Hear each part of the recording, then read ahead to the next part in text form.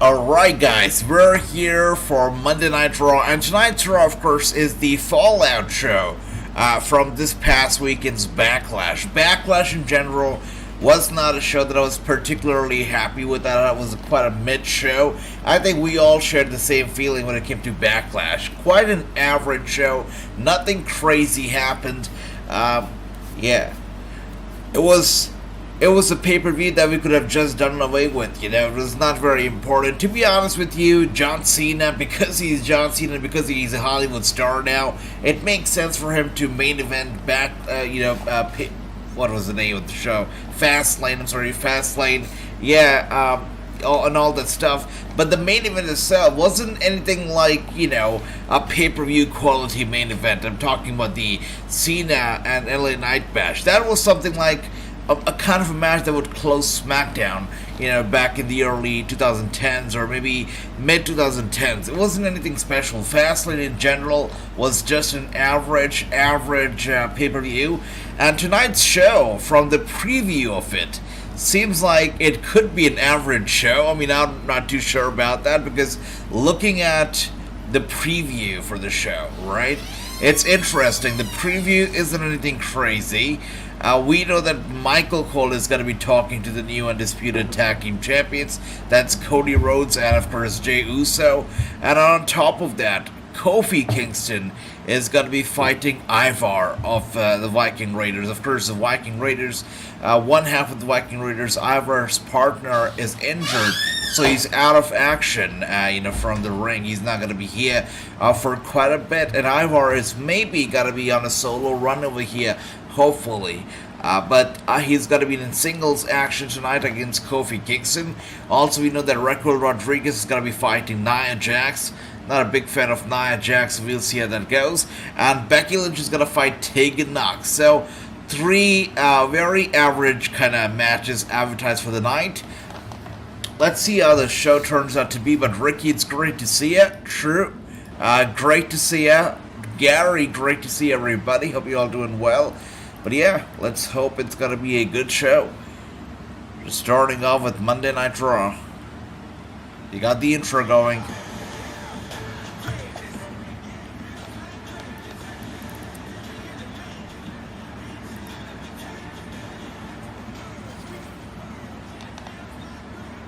Yeah, you're right, True. You're right about that. I agree with that now. Absolutely. It doesn't look like Cody and Jey are going to be tag team champions for a long time. They're just transitional champions. And I know that Cody Rhodes wanted to introduce the Winged Eagle belt for the world title. He's not the world champion, but at least he's a tag team champion. I would not mind if he were to bring a new tag team championship design. You know, he's done it previously for the Intercontinental Championship. He should do us a favor and bring and debut new tag team championships too. He really should. And good to see everybody. Welcome. Hope you're all doing well. And True, I hope you had a great family get together. We missed you. You know, we missed you the entire night. Great to see you again. There was no reason not to have Gunther versus Ciampa. Exactly. I totally agree with that. They missed out. I'm not sure why was the match not booked for Fastlane. You know, it makes no sense. You're right. It was a 5-match pay-per-view, and I kept saying it from the very beginning, you know, that 5 matches, even if they were to be generous enough and give 30 minutes to every single match, that would just still account to 2 hours and 30 minutes. Alright, with all the fillers and the very long video packages, they were somehow able to stretch it up to 2 hours and 50, but still they had to actually end the pay-per-view 10 minutes early because they just did not have enough content, enough matches for 3 hours. It was ridiculous. But, you know, they could have easily done away with an Intercontinental Championship bout, but they just chose not to. You're right, True. Once again, great to see you. Jonathan, welcome. Hope you're doing well. Great to see you, Jonathan. That's great, True. That's great. Cyrus is in the house. Good to see you. Welcome. And Jonathan says, I really did not enjoy Fastlane, thought it was boring. You're not the only one, Jonathan. You know, that day when we were watching, we all agreed with that. We all agreed with that statement that, yeah, it just seemed like a very average show. And that's true. Look at Seth Rollins over here, just sinking it in. Yeah, speaking of Seth Rollins, his wife Becky Lynch has actually announced that she is going to be releasing a book. That book is already trending #1 on Amazon Bookstore, Amazon US, UK, and a few other bookstores as well. It's already trending #1 on their websites because that book is now available to be pre-ordered, and wrestling fans are loyal, and stuff like that. And they are actually going ahead and they're pre-ordering the book. The book is scheduled to come out next year, actually, March 26th of 2024. And it's about Rebecca Quinn. It's about Becky Lynch, the man. And hopefully it's going to be, I'm pretty sure it's going to be a New York Times bestseller, right? Every single book these days is a New York Times bestseller. But hopefully it's going to be a good book.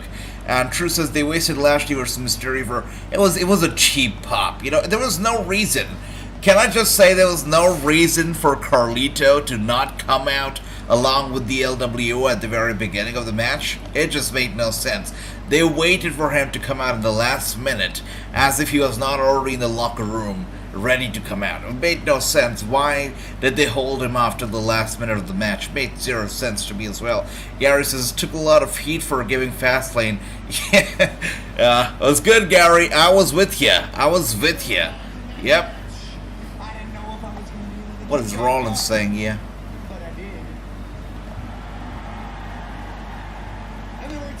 In that match, I didn't know if I was gonna be able to keep Shinsuke down, but I did. What do you guys think?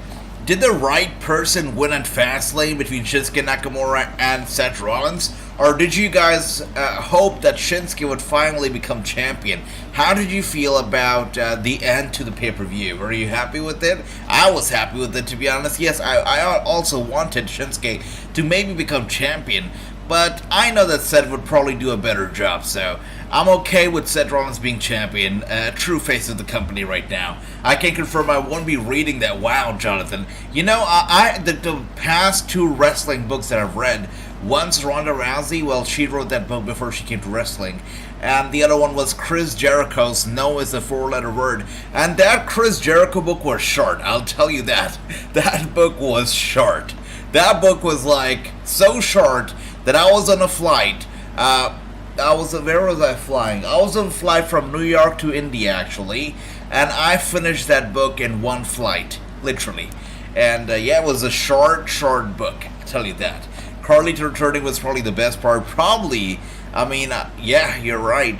The 2 things that really happened that kind of, you still remember it are the tag team championship switching hands and Carlito, making his return. That's the only 2 things that really, I guess, are kind of memorable. Correct me if I'm wrong, but didn't FTR just sign an extension? Yeah, they did. They're with the company.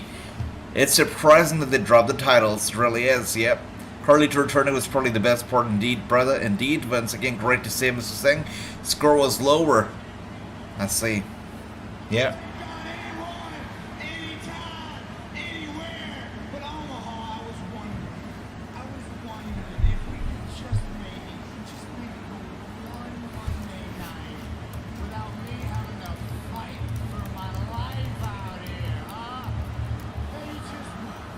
What is going on with Seth Rollins?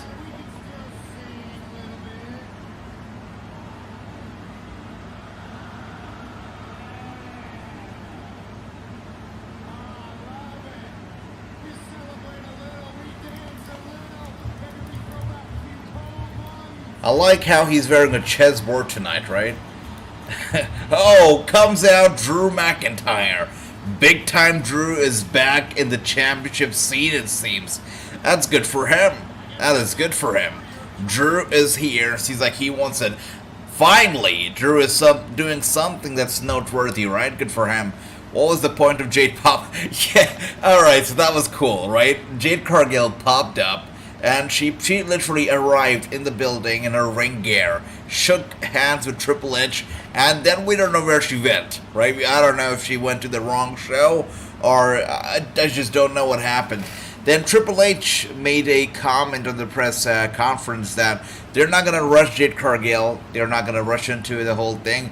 They're going to, give her the best that they can offer, and she's going to be ready when she makes her debut. So right now, they're working on her, and she's not going to make her debut just yet, apparently. But she had to show up on, I believe, on the pay-per-view because Adam showed up in AEW, so AEW had to do something noteworthy as well. So, it was like kind of a checkmate moment for them, I guess. But she's not wrestling, she's not showing up just yet, apparently. The dirt sheets were very wrong about this because the dirt sheets were claiming that Jade was not only going to be at Fastlane, but also going to be at Raw and SmackDown this week. I guess they were wrong. Yep.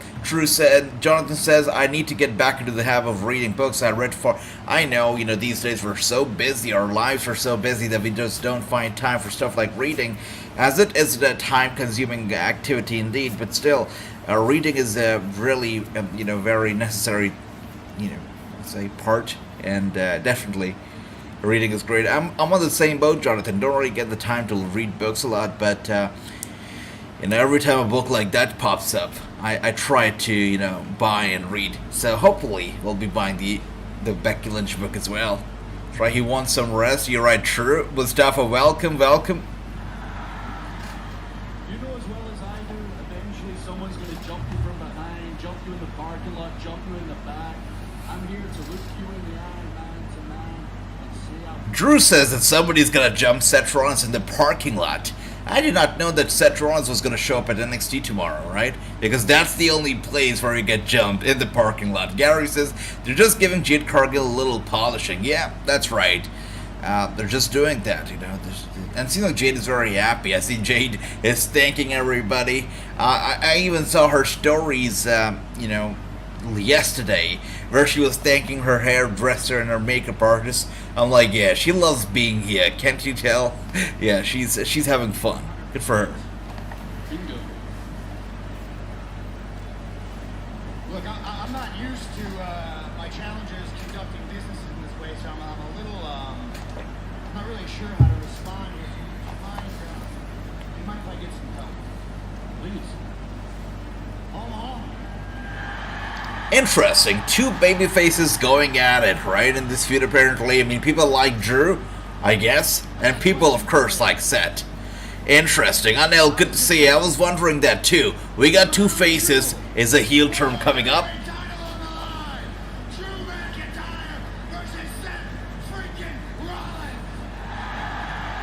There's no way this is gonna go down clean, right? No. It's not happening.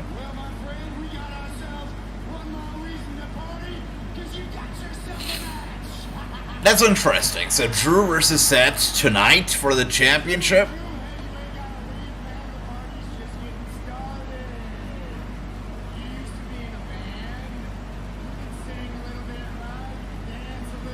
Wait, Drew used to be in a band? How did I not know that? When did that happen?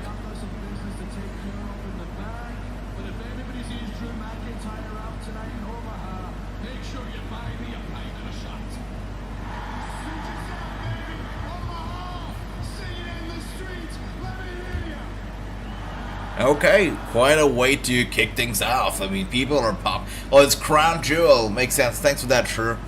Thank you. I thought it's happening tonight. I mean, the fans were popping so loud. I thought he said it's happening tonight. The fans are so... Oh, my goodness. Oh, comes out Damian Priest. Damian Priest here attacking Seth Rollins from behind. Wow. Look at that. Drew is neutral, says Drew. That's right. Nakamura villain trap or something silly will happen. There you are right there, brother. Damian Priest takes out Seth Rollins. Drew watches on from the ramp. And it seems like what's happening here. We got Dominic coming out as well. Who's coming out with a briefcase? Are we really starting off the show? Oh my goodness. Wait. Drew McIntyre is not going to let it happen, seems. Wow. I've got to say the purple Money in the Bank briefcase looks so much better than, a golden or a green. It's great.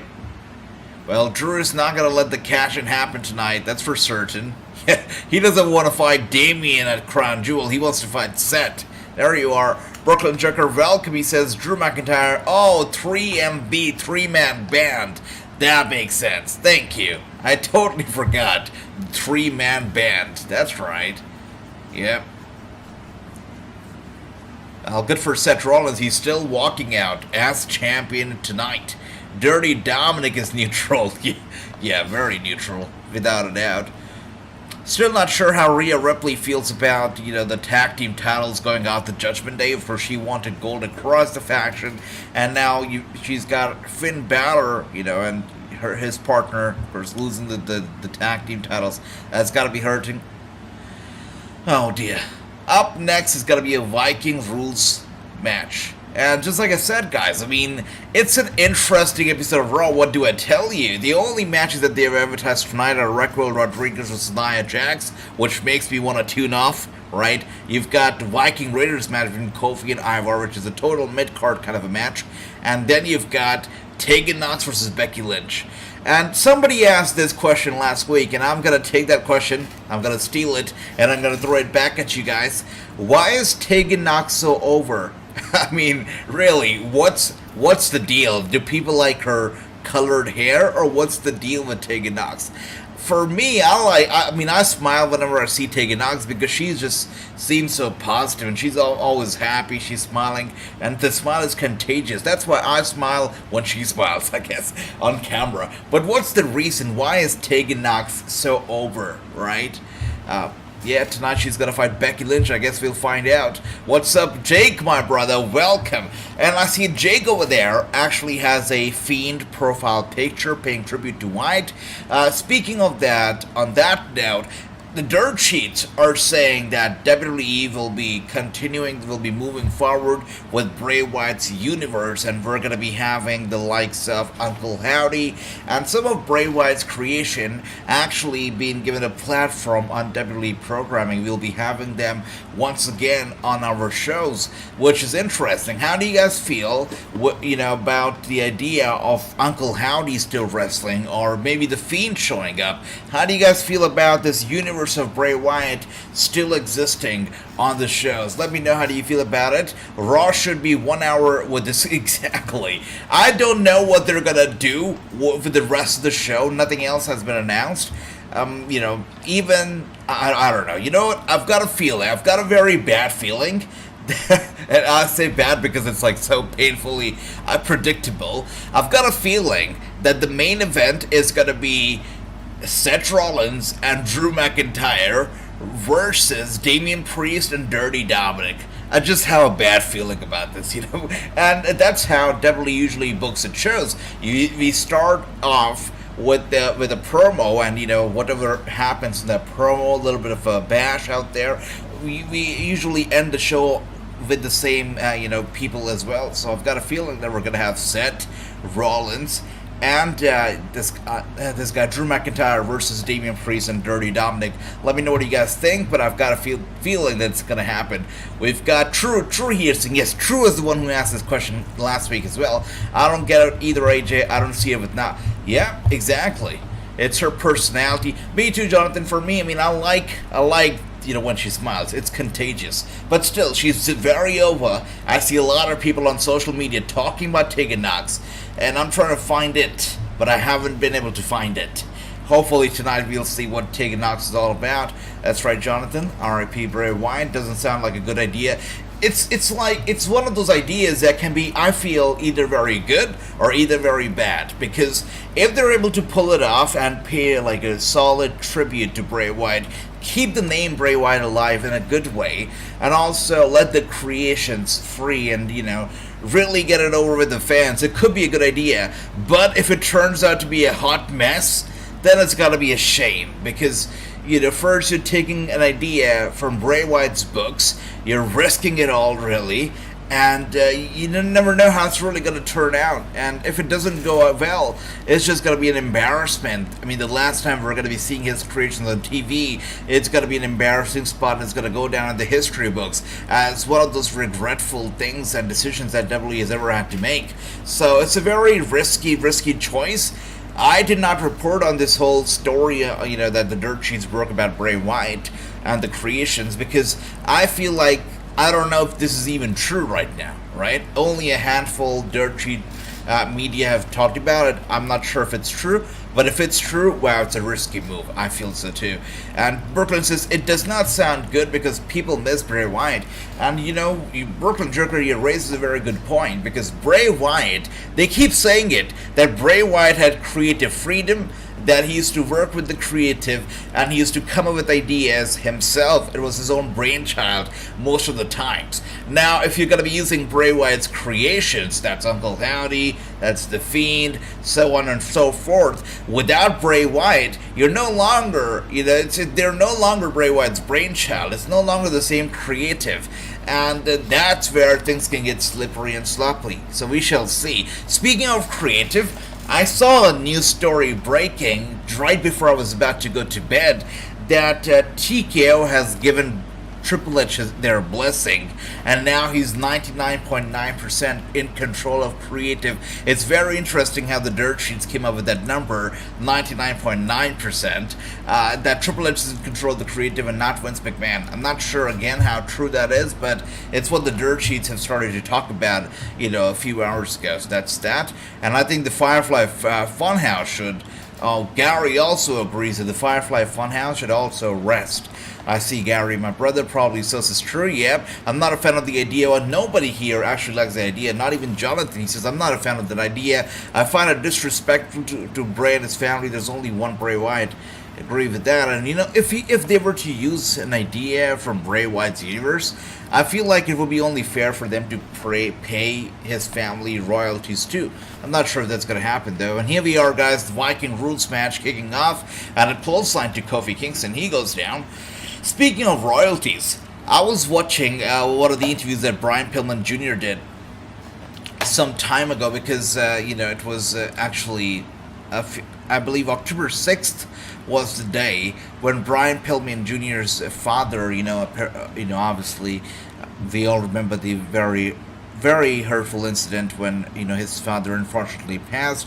And his mother showed up on WWE television on Monday Night Raw the very next day, I believe, and did an interview with Vince McMahon. That segment right there is called Super Controversial, and it's seen in bad taste, and still gets criticized, for, Vince McMahon still gets criticized for actually doing it, for actually having his father's wife come on and do an interview with him on TV literally 24 hours or less than 24 hours after the news broke of his passing. And I was watching one of those very old interviews of Brian Pillman Jr. where he was talking about it, and he said that he was grateful to the WWE for doing shows for his family, to support his family, for collecting funds for his education and whatnot. And he says that none of those funds were used for me. He said that it's not like they were able to pay for college through those funds. Yes, WWE did raise a lot of money for our family, for me, but he says that his mom and her fiance, or whoever that might be, blew it all up on their own expenses, on their own luxuries, and did not really actually save anything for him. He had to get loans for his education later on. And, he had a few other things to say about his mom, which are not too nice. And, Brian Pillman Jr. just expresses gratitude towards the WWE, for supporting his family during a hard time. So that's that. But, as we know, Brian Pillman Jr. is going to be a part of NXT and will be making his debut very soon. That's going to be exciting. Of course, tomorrow night is going to be an exciting night, NXT versus AEW. Truly, it's going to be I believe it's going to be a roller coaster of a ride. I really think so. And, let's see how it's going to be, Hopefully they're going to air AEW Dynamite live over here, because, Discovery can be a little bit of a mess. So hopefully they're going to air it live anyways. And with that being said, Kofi Kingston goes flying down on Ivar down. We've got, Brooklyn Joker says Carlito has a Legends contract. That's interesting. Is that right? Oh, yeah. So, when Carlito showed up, to be honest, when Carlito showed up and, he wrestled for a minute, before the match was over, I was like, this guy is not coming back full time. I mean, he literally wrestled for 1 minute and the match was over already. So no way is he actually here full time. But then, Triple H said that he's here. He's on the SmackDown brand, and he's excited to see Carlito back home. The dirt sheets claim that he's on the SmackDown brand. He's going to wrestle full time. Now, Brooklyn Joker, you're telling me that he's on a Legends contract. If that's so, let's see. I hope that it's a full-time deal, because Carlito looks great, man. I mean, he looks like he's in a great shape, great form, and he definitely looks like somebody who wants to go out there and just kick ass. So, I saw him standing right next to John Cena at Fastlane, and he looked like he's in great shape, much bigger than Cena himself. Great build. I'd like to see Carlito really go up there and kick ass. I think he can. And LWO will really benefit, I believe, from having Carlito around. I think so. And it says, do you think WWE should move forward with the Uncle Howdy to carry the legacy of Bray Wyatt? It was kind of disturbing, says Onel. Brother, great question again. I mean, I feel like as fans, there's nothing more that we want to see, than Bray Wyatt's creation, his universe, being featured on television. I'll be very greedy and selfish, and I'll say yes. I want to see Uncle Howdy. I want to see The Fiend one more time walking down the ramp, making that scary entrance. But honestly, we all know that Bray wore Fiend's mask, right? He was The Fiend himself. So, somebody else, especially wearing the Fiend mask and coming out, I don't believe it should happen. And so I would say for Uncle Howdy too. Again, it's a very slippery slope. It could go either very good with Uncle Howdy and the other creations that Bray Wyatt himself never took up, but they were his brainchild. It could go either very good with that, or it could go either very bad. So I would just stay out of it. I would not touch it. But let's see what WWE and TKO decide to do. They're smart. Let's see. If they were to use his names from... I feel like if they were to use Bray Wyatt's, characters, it could also show desperation. So probably should not, They've got other things to do. If they were to use his names from his character, says Jonathan, they could name matches after him like Sister. Exactly, that's a great way to say it, Just like we know Gorilla Position. Talk about the Gorilla Position. It's named after the legendary Gorilla Monsoon. Gorilla Monsoon, of course, a wrestling personality known for, staying behind the curtain and giving the wrestlers the last minute instructions and timing the matches. He used to stay what we now call the Gorilla Position. He used to stay over there, and he was a very familiar face over there in the WWE, which is why Gorilla Position was named after him after his unfortunate passing. And till this day, kids and everybody, they call that area behind the curtain the Gorilla Position without even knowing what that position actually is and what that stands for. That's the kind of a impact that he's actually made in the industry, where that place is grammatically just called Gorilla Position. I'm not sure, is it actually up on the dictionary or not, but I think it should be. And that's how they should also do something like that for Bray Wyatt, name something after him that's going to exist and that's going to go on forever and ever. And I'm on that note, I'm also going to say I hope they don't name a stupid battle royal after him, like the Andre the Giant Memorial Battle Royal, because it makes no sense, especially if they start putting that battle royal on the pre-show or the SmackDown WrestleMania. Then that's just an insult to injury. So I'm gonna say no battle royals named after Bray Wyatt, please, but hopefully something else, and hopefully something meaningful. But I like that idea, Jonathan. I like that idea. I'm not gonna say a battle royal though, because only for it to be like on a WrestleMania pre-show or SmackDown Mania, no thanks. But Jonathan says, I also seen Vince McMahon that's growing a mustache. That is there, and also looks like he has had a plastic... he's got the TKO money, Jonathan. He's going to throw it all out. He's going to blow it all up. The guy's got to live a playboy's life now. With no care. After all, his wife doesn't bulge either, right? Doesn't say anything about it, so... What do you say? But his life, his choices, right? And here we are, Kofi Kingston now with the kick to Ivar. Ivar laid out flat, Kofi Kingston on fire. But he's not a legend, says True. That's right. That's right. And, I'm not sure exactly if he's on the Legends contract or not, but let's see if Carlito actually, is going to be resting full-time. I think he should rest in full-time. I really think he should rest full-time. But Brooklyn Joker says, hey, did you see my comment? I did, Brooklyn Joker, about the Legends contract. Yeah, let's see. And wrestling is only cool for people according to Carlito. That's right, for cool people. Carlito will take down Roman Reigns. I found it very interesting that he showed up, right, that day at Fastlane without the apple. I mean, that's like a very... it's his trademark thing, right? He comes out with the apple, he spits in the face of people. Did not do that the other day. I'm not sure if he's gonna actually bring out the apple again. Andrew, welcome. I know no studio, but we're here. Good to see you, Andrew. Welcome. Hope you're doing well.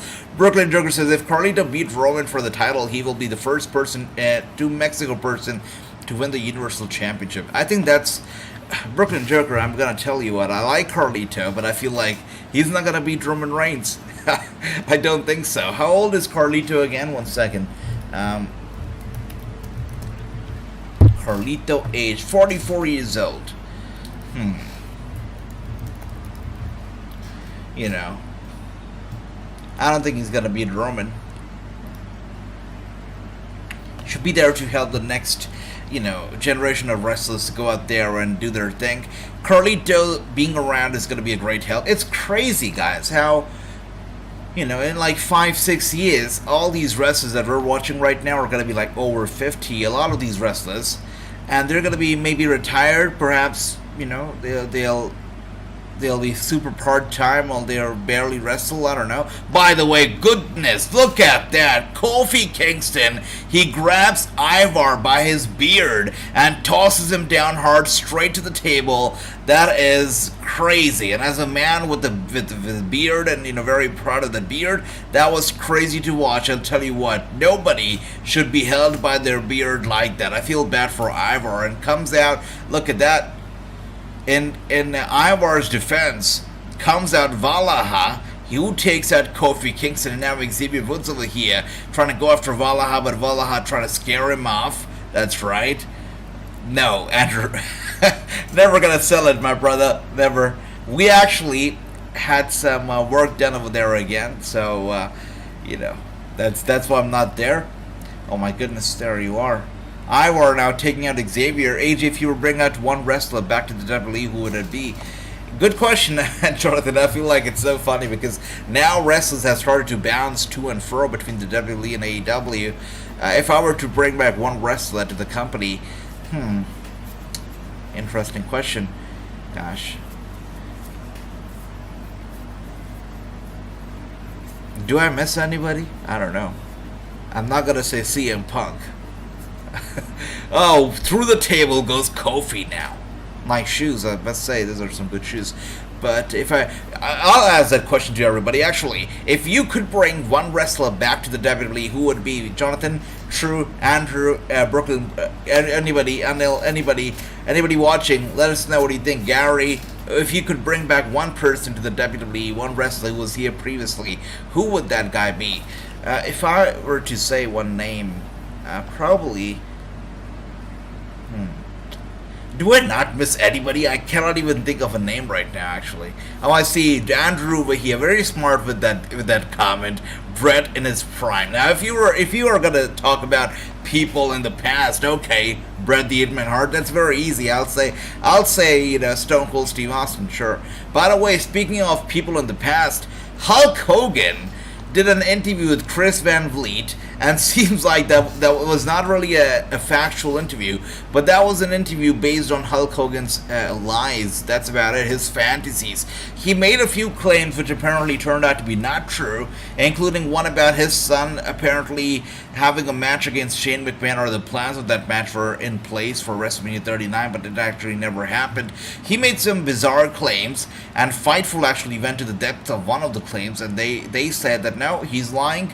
They've confirmed with the WWE sources who have said that they have not brought up Hulk Hogan's son's name in years in the company, let alone for a match at WrestleMania, that too. So Hulk Hogan apparently lying a lot these days. Very interesting, very interesting. Byron Saxton over here now with Shinsuke Nakamura. It's very interesting. You know, Seth Rollins was wearing a chessboard tonight, and now over here we've got Shinsuke Nakamura also wearing a checks, you know, black and white jacket. Same colors. Okay, going forward, what are your goals? Hey, you piece of crap! Wow. Oh my gosh, I like that a lot, guys. I like that a lot. So Shinsuke Nakamura, he rose to the occasion, right? He went to the top for the world title, but now he's back where he belongs, at the bottom of the card with guys like Ricochet. I no offense to Ricochet, but I know that he's never going to the top of the card or even the mid card. He's gonna stay at the bottom, and he's gonna drag Shinsuke Nakamura right with him. Man, this show is weak. That Kofi versus Ivar match was okay, alright. Now we're going to the second advertised match of the night. It's Raquel Rodriguez versus Nia Jax. Can I just turn off my TV right now and pretend like this match is not even happening, because I don't want to watch Nia Jax? I'm so glad for the first time that we're actually going to a commercial break. This is great. You know, I'd rather take a commercial break over Nia Jax. It's great. And Jonathan says retirement means nothing to these wrestlers. John Cena has returned more times than I've had hot dinners. That's right. And Cena's not going to go away. You know, when I asked him the question if he's got to go after Gunther now, John Cena looked me in the eye and he said, I asked him if Gunther is the next target. He says, right now I'm not looking for target, I'm looking for moments. And tonight is my next moment. So John Cena counting his moment. He never shies away from talking about retirement. Says that maybe the last run for him is on the horizon. Let's see. When will Cena retire? But man, whenever he does retire, it's going to be very touchy evening. That's for certain. I'd take back the Big Show. Wow, Jonathan with some big claims. Big Show.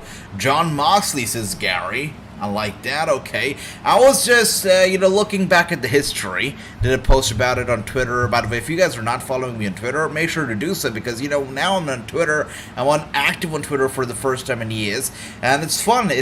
John Cena followed me on Twitter. I did not even tag him, but he followed me. That was cool. And, follow me on Twitter if you are not already, guys. Doing a lot of posts there. And I do these posts about history, this day in history, and I realized while making a post yesterday that this match between John Cena versus Dean Ambrose, versus AJ Styles, the match that took place at No Mercy, was actually 6 years old. It's been 6 years since we saw that match. Feels like yesterday, but it's been 6 years since Cena, AJ Styles, this guy, Dean Ambrose, battled it out for the championship at No Mercy. It's crazy how quickly time flies. Crazy. And much love to everybody once again. John Moxley, Gary, I like that. Umaga, oh my goodness, Umaga was legend. Can you imagine? No, of course, God bless his soul, but can you imagine Umaga and Roman Reigns in the same ring? My gosh, that'd be crazy. Malachi Black would be nice on L. Oh my God, definitely. I would bring the Julia Hart too. I like Julia Hart. I wouldn't, maybe Eddie Guerrero. Oh my God, true. Eddie Guerrero is Viva la Raza. Of course, very fitting that we talk about Eddie tonight, because it is also Eddie's birthday today. So, of course, God bless. But, wow. Eddie Guerrero was just such a... nobody has words, right? What a talent. Can you imagine Eddie being around? I mean, helping the LWO? Crazy. Undertaker, American Badass, Brooklyn Jerker, I like that. Don't count the Undertaker out just yet. He could still be back for a match, with the American Badass gimmick too. I wouldn't count him out ever. I'm pretty sure we have not seen the last of him in the ring. I still don't think so. And good to see you, my brother Tony. What a brutal match between Ivar and Kofi. Yeah, tables were broken. Valaha came out. Xavier came out. Yeah, it was a good match. Hogan will never be on the WWE again. He's only got himself to blame. You don't know, brother. I mean, maybe actually you're right. No, you're right. I forgot that it's not a Vince McMahon company anymore. I was about to say that you never know. Vince might bring him back, but then I remembered it's TKO now in power. So you're right. They're not gonna bring him back. I saw there were like an internal listing or something, internal message that was passed around by TKO to the investors, saying that they realized that Vince McMahon could also bring bad PR to the company. So they're gonna eventually get rid of Vince McMahon too, but he's there to begin with, but slowly they'll get rid of the bad apples, and that includes Vince, it seems. Adili, good to see you, Adili Issa. Welcome, hope you're doing well. Great to see you. And Tony says, here's come Raquel Rodriguez. Thank goodness for Ricochet. Oh, I like that. And here we are now backstage. Damian choking out JD McDonough. You caused enough problems this weekend. I've had enough of you. And you two? Where were you? Yeah. Damian over here getting in the face of Finn and Rhea and JD McDonald. He's mad that they were not there for his aid. But that still leaves him and Drew McIntyre for me to deal with. Hey, don't worry about Drew. What do you have to gain from that? Nothing. Because at the end of the day, you still have the contract. And next week, you guys are going to win back your tag team championship, okay? Next week. So next week we're gonna have the tag team championship match. It's gonna be it's gonna be Cody and Jey versus the Judgment Day. All right, and let's see. Gary says, "AJ, I refuse to be a Twitter twit." I get that, Gary. I get that. Follow me on Instagram then. Alright, sure you can. I'm not watching the Nyla Rose clone. Nia Jax, says Tony. I like that, Tony, my brother. We've got the same vision when it comes to Nia Jax and Shinsuke too, I guess. I like that. How about bringing back JYD, Andre, Bruno? There's so many more. You're right, Andrew. Absolutely. Bruno Sammartino, the greatest. I wouldn't mind a young Ric Flair. Oh my gosh.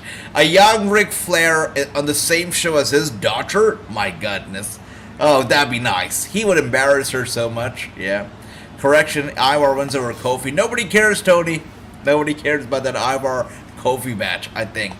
But, you know, if that match was something that people do not care about, they're certainly not going to care about this Nia Jax match.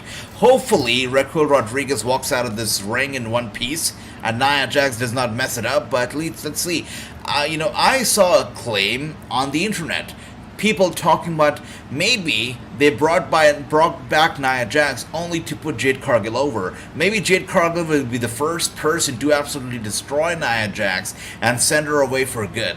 If that's the case, I'm totally in for it. But of course, Nia Jax coming out here looking less than happy. I would be okay if Raquel Rodriguez actually sends out Nia Jax for good and destroys her and crushes her. I'd be okay with that too. And I can only imagine Raquel Rodriguez versus Jade Cargill will be a fantastic match indeed. Julia meets The Undertaker. Tony, I would like that. Yep, happy birthday to Eddie Guerrero. Gary says Eddie was taken way too early from... You're right, my brother. Yeah. What did I see? Vladimir? Okay, Jonathan says there used to be a Russian... Oh my goodness. Jonathan, I'm so glad you brought up his name because you know what? I loved that guy. I really found him scary. I used to love that guy, I really did. You know, we're talking about Vladimir Kozlov. That's right. Not many people remember him, but in the early 2010s, Vladimir Kozlov in the WWE, he was on the SmackDown brand when he was actually that threat of a man, right? Vladimir Kozlov used to be a scary guy. He used to show up in white trunks and white trunks only, and the knee pads and the elbow pads, of course. And this guy was scary. There was nothing commercial about him. I'll put it out there. There was nothing commercial about Vladimir Kozlov. He was not out here wearing some stupid merchandise. He did not have a logo or anything. He was not selling any merch. It was just him being a very scary looking guy in white trunks. That's it. And, you know, he was a threat. I remember he took out Triple H. He was an intimidating guy until he met Santino Marella and he was drafted to Raw. And then he was having tea parties with Santino on Monday Night Raws. That was crazy. What a downfall for that guy. But Vladimir Kozlov is actually doing pretty well right now. If you were to take a look at his social media, you'd see he's actually a model. He's trying to get into Hollywood. Vladimir Kozlov actually looks better than ever now. I would bring him back, and I would bring him back the same way he is right now because this guy is a good-looking dude. I'll tell you that. Vladimir Kozlov. Now, wait. I'll try to look it up if I can. Yeah, there we are. It's crazy. He's a great-looking dude now. Look at that, guys. That's Vladimir Kozlov right there. Yeah, that's him. That's him with the Rock. He looks great. This is how he used to be back then, but he looks great now. Definitely, just fantastic. I'd love him back, to be honest. It's just a fantastic transformation. I would say perhaps an even better... I would have him... You know, it's crazy. You look at him. I feel like I would take him back along with maybe maybe Wade Barrett. I think they would make a hell of a team together. Vladimir and Wade, yeah, give me that. Give me that too. I think they'd make just a fantastic team. But what else do we have here? What other comments do we have? True says the corniness and cheesiness of WWE makes me want to pull off all the talent in different companies. I get that. Yep. Jonathan says, you're right, Jonathan, my brother. Yep. AJ, I got a question. If you had to pick 2 single superstars to be a tag team, I just did, brother. I mean, these people are not wrestling any longer, but I would love to have Vladimir Kozlov back. Look at this guy. He looks fantastic. Him and Wade Barrett together in a tag team, man. You know, talk about it. That'd be crazy. Once again, great to see everybody. There's ring announcer Samantha Arvin. Is she not on SmackDown, or is she actually on Raw? I mean, I don't know. Oh no, she's on Raw. You're right. SmackDown. It's Mike Rome. I wonder. Here comes the Korea Rekka Andrew. Yeah, good thing we are in commercial once again. It feels great. It feels fantastic when there's a Nia Jax match going on and they send you to a commercial break. I would honestly, this hurts to say, actually, but I would watch a Matt Riddle match over a Nia Jax match. Yeah, that actually hurt to say. Yeah. Okay, let's see, that one happens, is true. Yeah, that's right, brother, it's not gonna happen. 2 people Jade Cargill should avoid, Nia Jax and The Miz. Even The Miz, I've got a feeling she's not gonna avoid The Miz. I feel like she makes her debut, and the next week she's gonna be on Miz TV. That's what I think. And welcome back, Ricky. I could possibly see Jade targeting Nia and the current champion, Rhea. Yeah, Jade could target Nia Jax just to make a statement, right? Just to make the people know, yeah, I'm here. And as far as the Rhea Ripley is concerned, the champion, it only makes sense. It's a natural progression. You know, she's obviously going to go after Rhea Ripley for the championship. Makes sense. Makes a lot of sense. And Charlotte Flair. I still believe that Charlotte Flair will be the first person Jade Cargill will feud with. A Charlotte versus Jade feud at WrestleMania, a match between them, it's got to be a match for the ages. If she's ready, if she's willing to do it, and the WWE is willing to pull the trigger already, because you know that's going to be a big money match. Big money match. The build-up will be great. They've got very similar looks, very similar build, I feel. Same height, very, very similar in the ring. I feel like it's just going to be incredible. Charlotte versus Jade will be an awesome match. I'm so ready for it if that happens. At WrestleMania 40, I'd be happy. Let's see what else do we have here. We've got True saying Nia has lost some weight. Really? Good for her. You're right. I did not even take a good look, you know. Let's see. We've got Tony says she did lose some weight. Has Omos been released? No, he has not been. He's still with the company, but just does not get used. He's still performing with the company, just does not get used. I'm not sure if he will, you know, eventually he probably will get released. You never know. I feel like the only reason they haven't released him is because they know that if they release him, AEW is going to pick him up. So maybe that's why they haven't let go of Omos yet. Let's see what else do we have here. Nia is the best wrestler, says Anil, very sarcastically. I see you, Anil. Brooklyn Joker says, it's official, True has a crush on Nia Jax. Really? I don't think so. I don't think so. Yeah, there we go. True says, nice, lame joke, Brooklyn. I agree. No, I don't think so. We've got Reckwell here. Wow, clothesline to Nia Jax. Nia Jax refusing to go down. Another clothesline over here. Reckwell with a nice dodge. Ropes, rebounds. Another clothesline. Nia Jax now sent to the ropes, followed by a big boot. And Nia Jax is finally down. I like that. She's down. I definitely like that. And you know what? You're right. True, you're right. She has lost some weight. It's evident. And now Raquel trying to get her on her shoulders. Almost did before her back gave out. And Nia just running over to Raquel Rodriguez, knocking her out with a headbutt. And Raquel down again, Nia grabbing her from her hair. Yeah. You know, Raquel Rodriguez is a big lady. And to see Nia Jax kind of destroying her and actually woman handling her is insane to watch, right? She is a big lady herself, but she's just being manhandled or woman handled by Nia Jax at the moment. Really is. And I don't know what they're doing, but they should actually be giving us Nia Jax versus Piper Niven, because I feel like that's a money match. You've got an evil big woman. You've got a very nice big woman over there, right? You've got two very, you've got just incredible match in the making, I feel. They could actually break the ring too. Break the ring too. That'd be great. I'll be in for it. By the way, power bomb from Raquel to Nia. Nia get down hard. We've got Tony says earlier today, Kari, yes, Kari Sane did have apparently her final match at Stardom. So, man, it's got to be about time she's back. Would be nice. It's interesting how Stardom has lost two big names within weeks, literally. First, Mariah May was done with Stardom 2 weeks before, and now Kairi Sane's wrapping up with Stardom. Of course, Mariah May is expected to sign with AEW, where already we know that the plans are for her to join forces with the timeless Toni Storm. Speaking of Kairi Sane, it's no secret she's going to be with the WWE very soon, so that's that. Yeah, with that being said, Rhea Ripley coming out here first, taking on Nia Jax, and now Raquel Rodriguez going after Rhea Ripley, as she should have, because you know what, if it wasn't for Rhea Ripley, Raquel Rodriguez might have actually won this match against Nia, so Rhea Ripley deserves what she's got coming over here. Shayna Baszler, this is something, guys. What is happening over here? This is actually pretty damn cool right here. I like that. Shayna, Rhea, is this happening? I like that. I feel like for the very first time, I feel that Rhea Ripley has met her match. I feel like Rhea Ripley has met true competition in Shayna freaking Baszler. I like this a lot.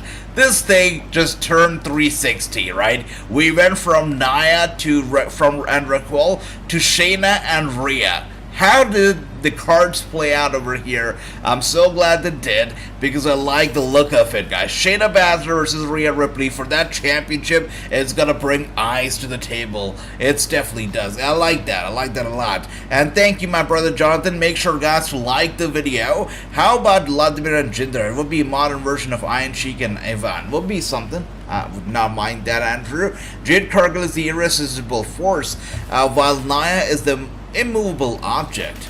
Well, that's right. Yeah. So here we are now with Drew McIntyre in the back. Now watch, they're gonna announce the main event. I'm telling you, a tag team match. I'm telling you that. Yeah. Oh my gosh. Did I not tell you that? Well, maybe not. So Crown Jewel, apparently, it's gotta be it.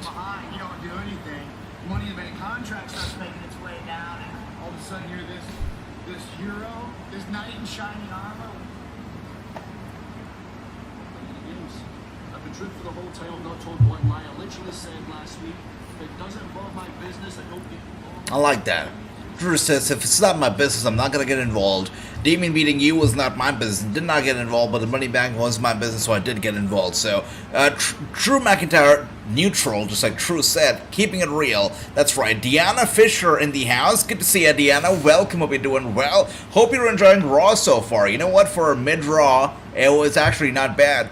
I would have loved to see a Monster Abyss on WWE. Me too, Jonathan. Me too, my brother. Nia and Jade Cargill as a tag team, nobody would beat them. I don't know if anybody wants them either as a tag team, you know. Jade Cargill should not be put in a tag team with Nia Jax because, wow, I'm totally skipping those matches. AJ got ads, says Ricky, that's nice, brother. And here we are now with Cody and Jey making their way out. And you can tell that Cody is having a good time. He's got a big smile on his face. Jey Uso, of course, dancing out to the ring. And Cody is just trying to hold back his laughter. We all saw that press conference, I'm pretty sure about that. Yeah, Cody had a hard time keeping, containing his laughter as Jey Uso spoke to the media. And here we are. John Cena promo for tomorrow's NXT. He's going to be in the corner of Carmelo Hayes. Braun Breaker is going to be fighting Carmelo, and in his corner is going to be Paul Heyman, who's being sent to NXT on a special request from the council, from the tribal chief, that is Roman Reigns. And Asuka is also going to be in action against Roxanne Perez. We're also going to have Cody Rhodes making a huge announcement, which I've got a feeling, it's going to be either a special Dusty tribute match, or it's got to be actually a match that he'll fight at NXT against some big star. We'll see. Yeah, big things happening. Apparently Taker is going to be there. Not sure if he's actually going to show up, but he's going to be backstage, is what we know. And that's right, Baszler being there was badass. YouTube be like Twitch for ads, Sister Ricky. Sorry about that. Yes, Jonathan, could you imagine Abyss versus Mankind, Cactus Jack, Dude Love, says Andrew. Yeah. Will be just. I actually want to see Abyss versus Dude Love. It would be great. Like that. I know Tony. I love that too. Shayna Baszler being there was incredible. Yes, Nia just here to get heat. You're right, sure. You're right. That's it. And up next, main event Jey and EVP Cody Rhodes, says Tony. You know it. That's right. Tony, I prefer Jade and Cargill and Bianca Belair as tag team, says Tony. I would like that too, you know. I know that Jade Cargill and Naomi or, you know, Trinity are actually real life friends, very good friends. I don't think that Trinity is actually going to return to the WWE, but if she were to, there would be nothing more than I would like to see than Jade Cargill and Trinity or Naomi be in a tag team. Real life friends usually make good tag teams, and I know that they're real life buddies. Would have been nice to see them in a tag team, but of course that's not going to happen. We've got, Tony says, one role model, one superhero. Yep, that's true. That's true, my brother Tony. We've got multiple sclerosis awareness here. Good to see ya. Welcome. Hope you're doing well. And yeah, multiple sclerosis. Of course, you know, a condition that people should know about. Of course, you know, just looking at that username, so many people have, you know, they go through symptoms of multiple sclerosis, but they never are actually able to diagnose what that truly is. And I'm glad that somebody in the comments popped up multiple sclerosis awareness, because that's something that you should know about. There should be more awareness of. It's a neurological condition where you get symptoms, and the symptoms resemble other conditions. So people often get misdiagnosed, or, you know, they're not actually able to find the root cause of it. There should be more awareness of multiple sclerosis awareness, absolutely. And I know that there's a wrestler, what's her name? There was a wrestler on the independent circuit. I thought she was going to get signed by, you know, AEW or the WWE, but she did not. I cannot recall her name anymore, actually. But she also, you know, worked, if I'm not wrong, at a place where there were multiple sclerosis patients, and she provided aid to those people. Yeah, she looked after them. Yeah, it's cool. But let's see, we got Victor over here. Good to see you, Victor. Victor says, what's up, AJ? I couldn't find the stream for SmackDown, Rampage, or Collision. My man, Victor, welcome. Good to see you. I hope you're doing well. Sorry about that. I was here on Saturday for Fastlane. Yeah, but good to see you. You were watching Collision too. Good to see you once again, Victor. Hope you're doing well. If they do anything, it'll be Jade versus Bianca, and I don't want to see it. Says, that's interesting. True says he doesn't want to see Jade versus Bianca Belair. That's a match that I'm used to. Ever since they announced that Jade Cargill is a WWE, that's one match that I'm seeing being thrown around so much, people talking about how much they want to see that match. And for True to say he doesn't want to see it is actually quite interesting. Why is that true? Why do you not want to see that match? Let us know, because that is truly interesting. And here we are now with Shayna Baszler. And what's this lady's name again? Jackie Raymond? Yeah, I think so. She's pretty cool. I don't care if it's Rhea, if it's Nia Jax, okay, if it's Raquel Rodriguez. If I'm standing in that ring, I'm the baddest woman in there. Okay? Okay. And nobody, I mean nobody, sneak attacks me in my ring. She got in the ring to begin with, right? So she saw it coming. Wait a second, oh goodness. So right when I thought that they are serious about Shayna Baszler, they insert Akira Tozawa into her backstage segment, and that kind of takes away all the seriousness. Why would they do that? Why is Akira Tozawa still there? And why did he not get fired with the rest of the people? What is he doing backstage to still be in the company? I don't know. But here we are now with big time Jey Uso, the main event Jey Uso, the tag team champions, Jey Uso and Cody Rhodes. Ranakira Run, says Tony. That's right, Jackie Redmond. Thanks for that, Tony. Thank you. Hey, Jerry, watching Impact from absolutely, my brother Dr. Joker, absolutely. And Reveal and what you are, Victor. Love that. And you know, that's a great question that we were talking about earlier, Victor. There's this news going on actually in the dirt sheets. They're talking about the possibility of WWE actually bringing back Bray Wyatt's Bray Wyatt's brainchild, his creative, his universe in The Fiend and Uncle Howdy and so on and so forth. We all had a discussion about it, if it's a good idea or if it's not. Most of us over here believe it's possibly not a good idea to bring back Bray Wyatt's creations and run the whole show without Bray. How do you feel about it, Victor, yourself as a fan of Bray Wyatt and his world, his universe? Let me know, how would you feel if they were to bring back the likes of Uncle Howdy and maybe the Fiend and others to television. Let us know, Victor. But here we are now with Jey Uso. Of course, we're gonna have a little interview with Michael Cole. They're not competing; they're doing an interview here. I agree. Again, I just want to say this. How long has it been? What time is it? It's been, oh my goodness, it's been an hour, right? And we are already, it's very interesting because it's been only an hour, and we are already done with every single thing that they had actually advertised for tonight's show. Actually, no, not one. We are done with Nia Jax and Rodriguez. We're done with the Cody Rhodes Jey Uso segment. I mean, it's happening right now. And then the third match that they've advertised is Becky Lynch versus, what's her name again? Tegan Knox. So that match is still to come. Could be the last hour match. But, yeah, let's see what are they going to have for the rest of the show. What kind of fillers are they going to actually have for us tonight? But let's see, I agree, I don't want to see Jade Cargill versus Bianca Belair, says Brooklyn. They are basically the same character, says True. That's a very good point. That's a very good point. Jade and Bianca, yep, that's right. We got big ol' eyes here from Ricky for Cody Rhodes. Yeah, this guy was going to go for the gold, but he's got silver, right? Yeah, he wanted to become world champion. He's got the tag team titles. Good for him anyways. Yeah, that's right. Jey went solo to win another tag title. That's right, True. It's funny because I saw an article yesterday, right? And the ironic part about that article was that the headline was that why is Jey Uso receiving such a massive solo push? That was the headline.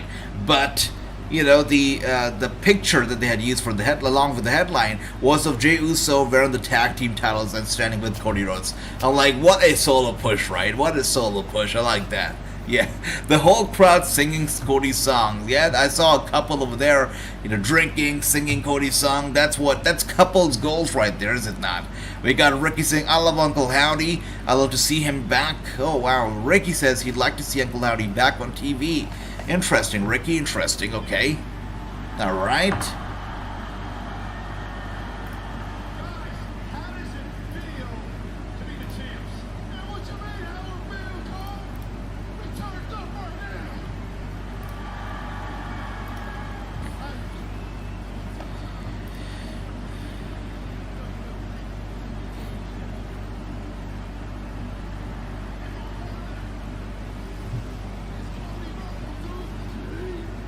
All right.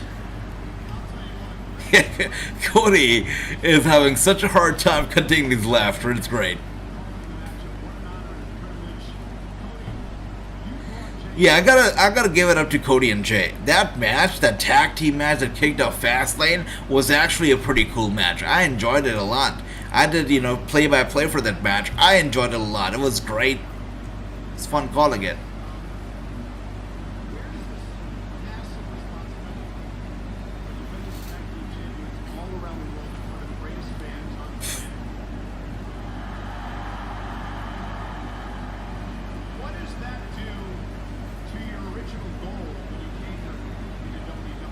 Yeah, what about that original goal?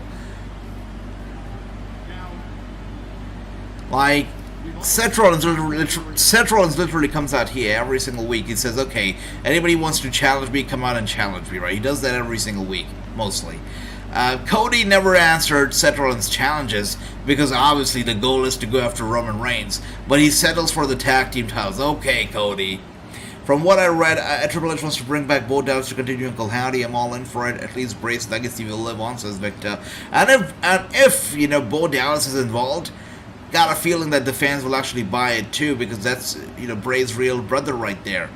Continuing his legacy, the fans probably will have no problem with that. So it could be a thing, Victor. You're right about that. Watch Jey Uso win the Universal Championship. Let's see, Brooklyn Jerker. Let's see. Michael, you're right about one thing. Look, Fastlane, what a moment it was. All right, Cody.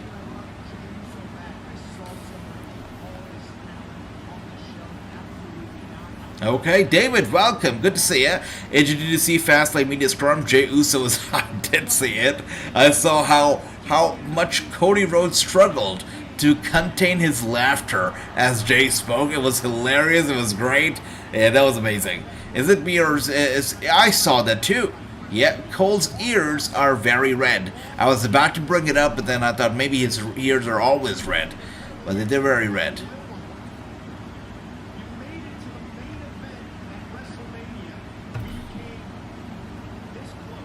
That's right.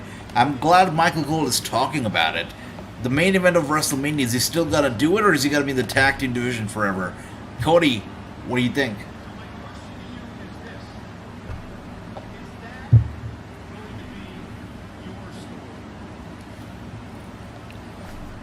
Of course, he's gonna say no.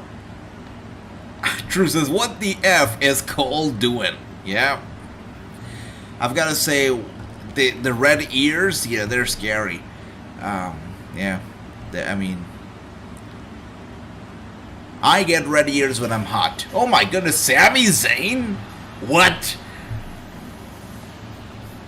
What is happening?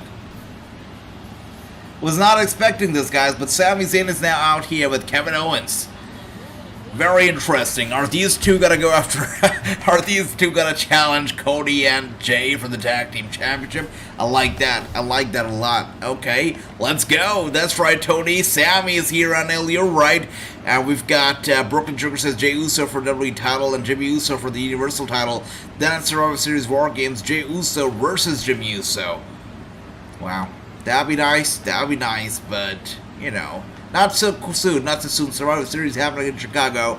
So if we talk about Survivor Series, you know, we've got somebody else whose name is being tossed around a lot right now. We got CM Punk. So what do you guys think about CM Punk, Brooklyn, and anybody else? You think he's actually going to be back? Let me know. David, once again, great to see you. Victor, I did see your answer, brother. I think it makes a lot of sense. You know, if Bo Dallas is going to be involved with the Bray Wyatt's universe coming back, the fans might actually be receptive to it. So it makes sense. With Bray Wyatt's, with Bo Dallas's involvement, it makes a lot more sense. Without him, maybe not. You're right, Victor. I actually, you know, appreciate your answer. Thanks for that. KO and Sami are jealous already. It seems like it. Man, what is Kevin Owens wearing? That shirt? That's an interesting... Is that a new shirt? Is that a new merch on the WWEshop.com? I want to take a look at it, actually. That's an interesting shirt. Wow, Sami here, talking about how he main evented WrestleMania as a tag team champion.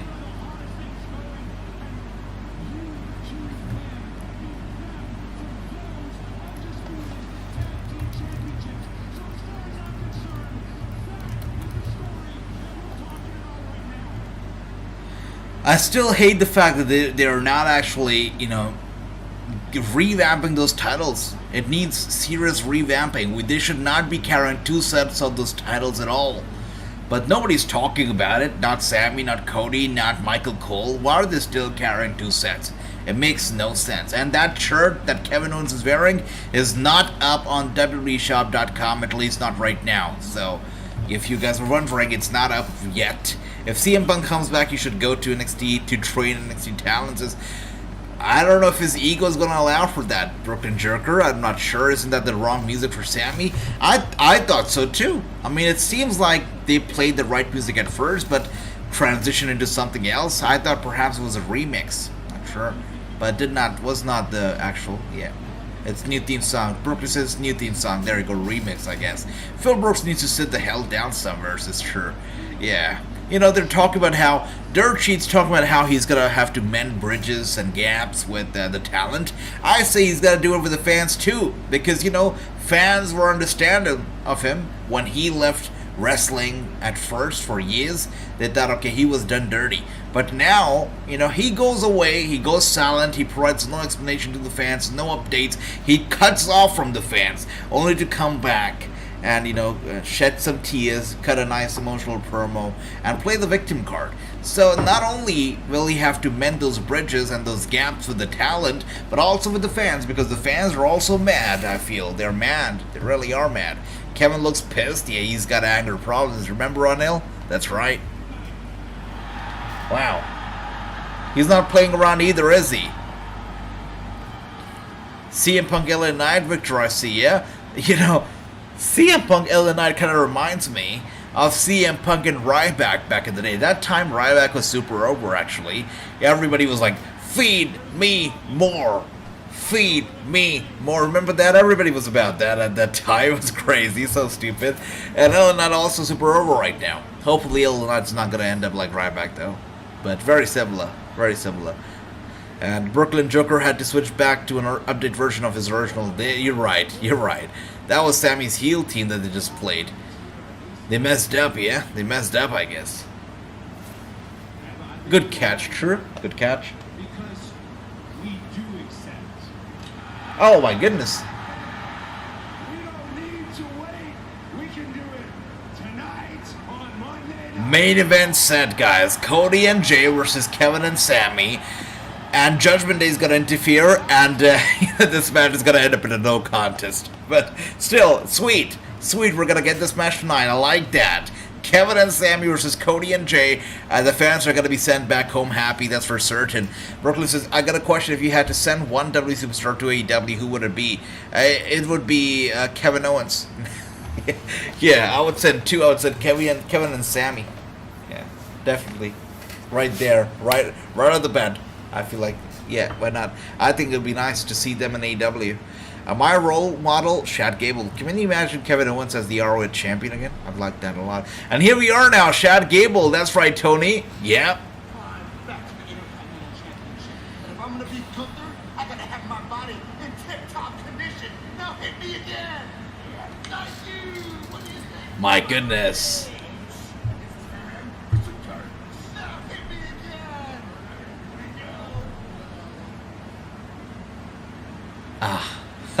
Comes in Bronson Reed. Interrupting this chopping session. Brooklyn says, speaking about Ryback, I've been talking to him on TikTok. Really, Brooklyn Joker? Good for you, my man. Making some good friends over there. Crap, it's Bronson Reed. That's right. Tell your daughter not to watch that. Because it's going to be an heartbreaking news. So Bronson and Chad Gable tonight, is that right? Hit me again.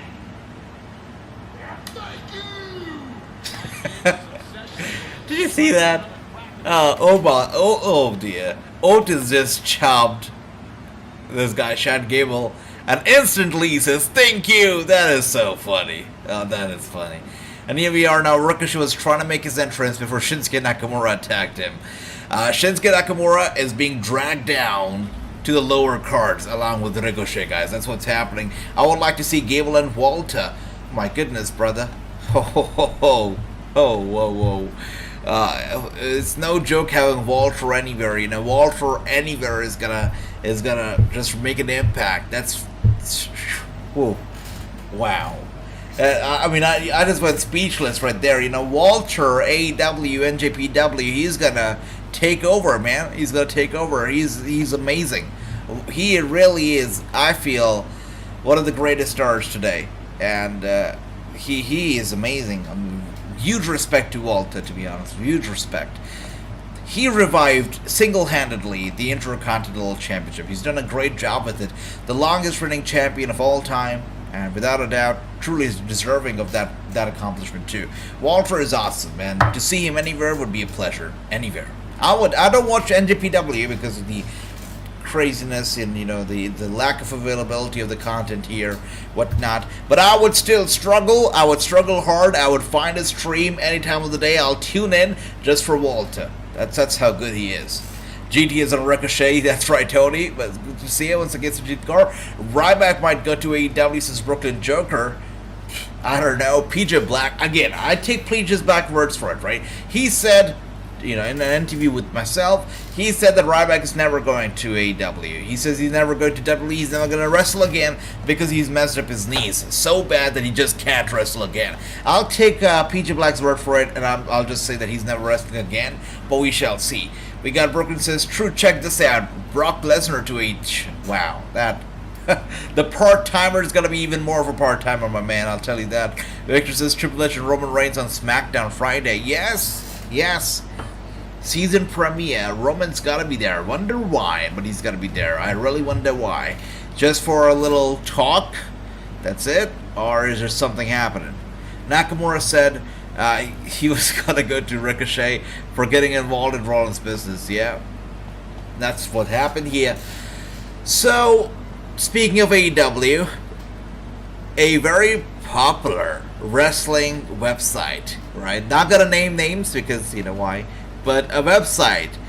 I don't know why people like to start fake rumors, but they started a rumor. I mean, not a rumor. They actually put out a statement saying that Dolph Ziggler and they quoted him, right? They misquoted him.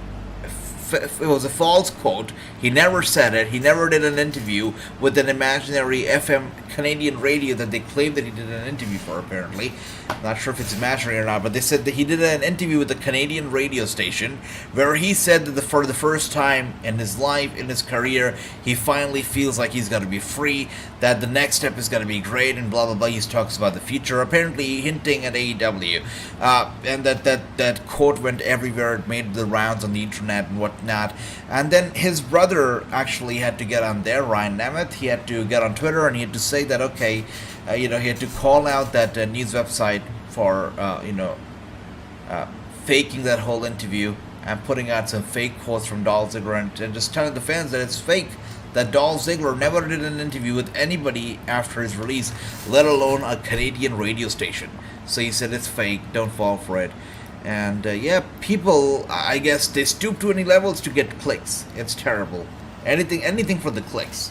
And that's not just limited to YouTube, it's everywhere, right? Websites, YouTube, even TikToks, go on. It's crazy, it's everywhere. AJ, question, which show are you looking forward to the most tomorrow, NXT or It's hard, Victor. It's hard to pick one, it really is. Both shows are going to bring it, that's for certain. It's going to be a fun time. It's going to be a fun. I know that tomorrow we're here and we're here for a good evening. Tomorrow night is going to be a great night. I'm very excited about it. I am honestly thrilled, for Adam and his AEW debut. I think it's going to be badass.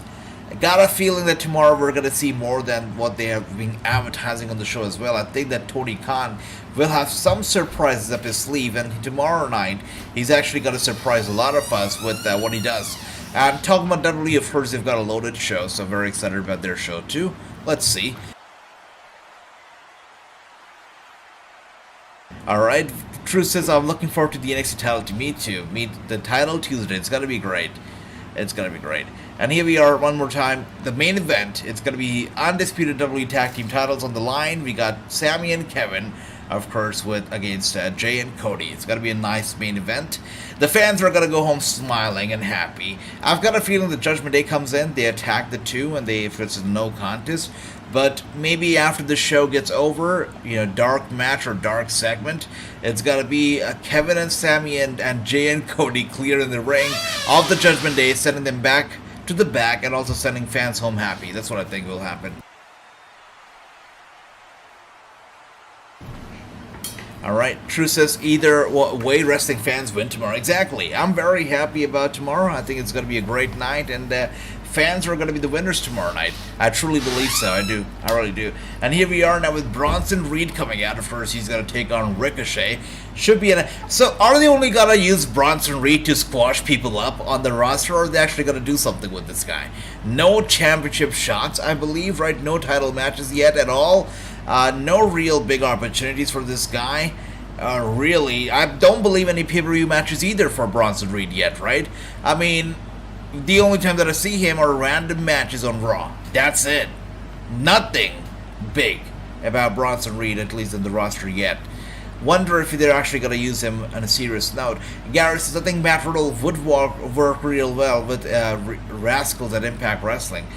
And here we are. It's a good one, Brother Gary. I think so too, actually. He would. But the thing is that Matt Riddle, I feel like at least he considers himself too high profile, right? I don't think he'd work for Impact Wrestling. I don't think so. The ego wouldn't allow for that to happen. So, I don't think so. I don't know. Now, I don't know how much Impact paid Trinity. I heard that's a lot of money. But the most that I've heard Impact paying people is, around $200,000 a year. Not sure how much they paid Trinity. I'm pretty sure it must have been bigger than that number. So, but I still don't think Impact, Matt Riddle would go to Impact. It would be nice, but I don't know if he'll go there. Maybe there will be some debuts tomorrow. It could happen, Victor. I feel like they are going to do something. They're going to pull some cards up their sleeves that we don't know about. Endeavor has been given huge accolades to Triple H. I know, apparently. You say 100%, Tony. I read a dirt sheet article that said 99.9% created to Triple H. 0.1 0.012 wins apparently. So we'll see. And here we are now with Bronson Reed and Chad Gable trying to German suplex Bronson. Bronson gets away and Chad Gable now in trouble. Riddle has done indies before, he'll do it again, says True. Let's see. I know that some MMA company reached out to him to have him return to MMA. I'm not sure if it will happen, but there are already offers on the table for the guy. Question, AJ, have you heard any news on West? Nothing. It's been radio silence as far as Wesley's concerned. I've heard nothing new. But on that note, I'll actually see if there's anything popping. Wesley. Alright, so actually, I see here. I probably must have missed it, but there's one dirt sheet article that says that Wrestling Observer Newsletter, which means Dave Meltzer, said that the decision has been made to bring up Wesley and bring him up from WWE NXT to the main roster. So that's interesting. So the plan for Wesley was for him to spend 1 year in NXT. So you know. It's being said that, but they're not gonna wait 1 year. They're actually gonna call him up early, and Wesley is eventually gonna be a main roster member now. That's what Meltzer and the Wrestling Observer Newsletter claims. That could be true, not be true. We'll wait and see. We'll wait to find out. Great question, Victor. I like Wesley a lot as well. This guy is a hustler. He struggled a lot. You know, definitely had his ups and downs in NXT. His tag team partner, you know, being taken away and whatnot as well. So, yeah, this guy struggled, but, you know, he rose to the occasion. Next week is the season premiere of Raw. I hope WWE President Nick Khan is right. Raw needs to be rated TV-14. They'll do what's best for advertisers, brother. That's it. And, you know, just uploading a YouTube video, to be honest, right? It asks you. This never used to be the case before, but I'm sure somebody, you know, a few of you guys must have uploaded a YouTube video. And if you do, it actually gives you a checkbox, right? It gives you a checkbox of what does your video contain? Does it contain strong language? Does it contain any offending media? Does it contain any controversial topics? Does it contain any blah, blah, blah? And you check all of that off, and then only they tell you if your video is going to be monetized or whatnot. You know, if your video contains any of that stuff, there's slim chances of it actually getting a lot of AdWords. In comparison, if it's a clean video, it's going to get more AdWords. So that's literally how we live in this world right now, in the world of ads. You have to create content that's safe for everybody, and then you get more advertisers, basically. That's it. If YouTube is so strong, you can only imagine how TV networks are like. Yeah. Raw will become NXT just Hemsley wanted. You're right, brother. True. Just like you're right. If he truly has the power, it'll happen. And keep Raw rated PG on, keep SmackDown rated PG on Fox. Bring back the fist and keep it PG. I'll be happy. But I'm sure they'll, you know, people keep saying, I keep saying too, that bring back the fist. I'm sure it'll never happen because the WWE is very happy with those the Trons. They are not going to bring back any physical props because it takes a lot of commute and traveling and assembling and disassembling. They're not going to do it. I was wondering if he led the company since he walked out of NXT. I was hoping he went back to Impact and rejoined the Rascals. It would be nice, but it seems like he's going to be pushed to the main roster. Hopefully he's going to be used well. I mean, to be honest with you, I don't get excited when they say, oh, he's going to move to the main roster. Because, you know, main roster can be a hellhole for a lot of people, a black hole that might seem nice and shiny from the outside. Well, no, not a black hole, but, you know, you get the idea. Or maybe the sun. It might seem shiny, and actually, sun is a good comparison. The main roster is like a sun. It might seem very nice and shiny from the outside, but when you get close to it, you might get burned by its heat. So, you know, that was a bad comparison, I know. Sorry, guys. That was a terrible comparison. Sorry about that. But anyways, yeah, Wesley, I don't get excited about him going to the main roster just yet because look at Ricochet. We were just watching him right now, just getting squashed right now, right? So Ricochet, irrespective of how talented this guy is, really, you know, still hasn't made it. It's been years. He's struggling. Sure, he has a job, but he's still struggling. Not really a champion or anything, but Wesley, I feel the same page. Could end up like Ricochet, we'll see. That was Big Show's fist. They won't use it again. This is true. Makes sense, brother. True. Makes sense a lot now. Thanks for that. 1 second, guys. I'll be right back. I have to plug in my charger. I'll be right back. 1 second. Oh, wait. I had to do something else. 1 second. 1 second. BRB. I just left like that. 1 second, guys.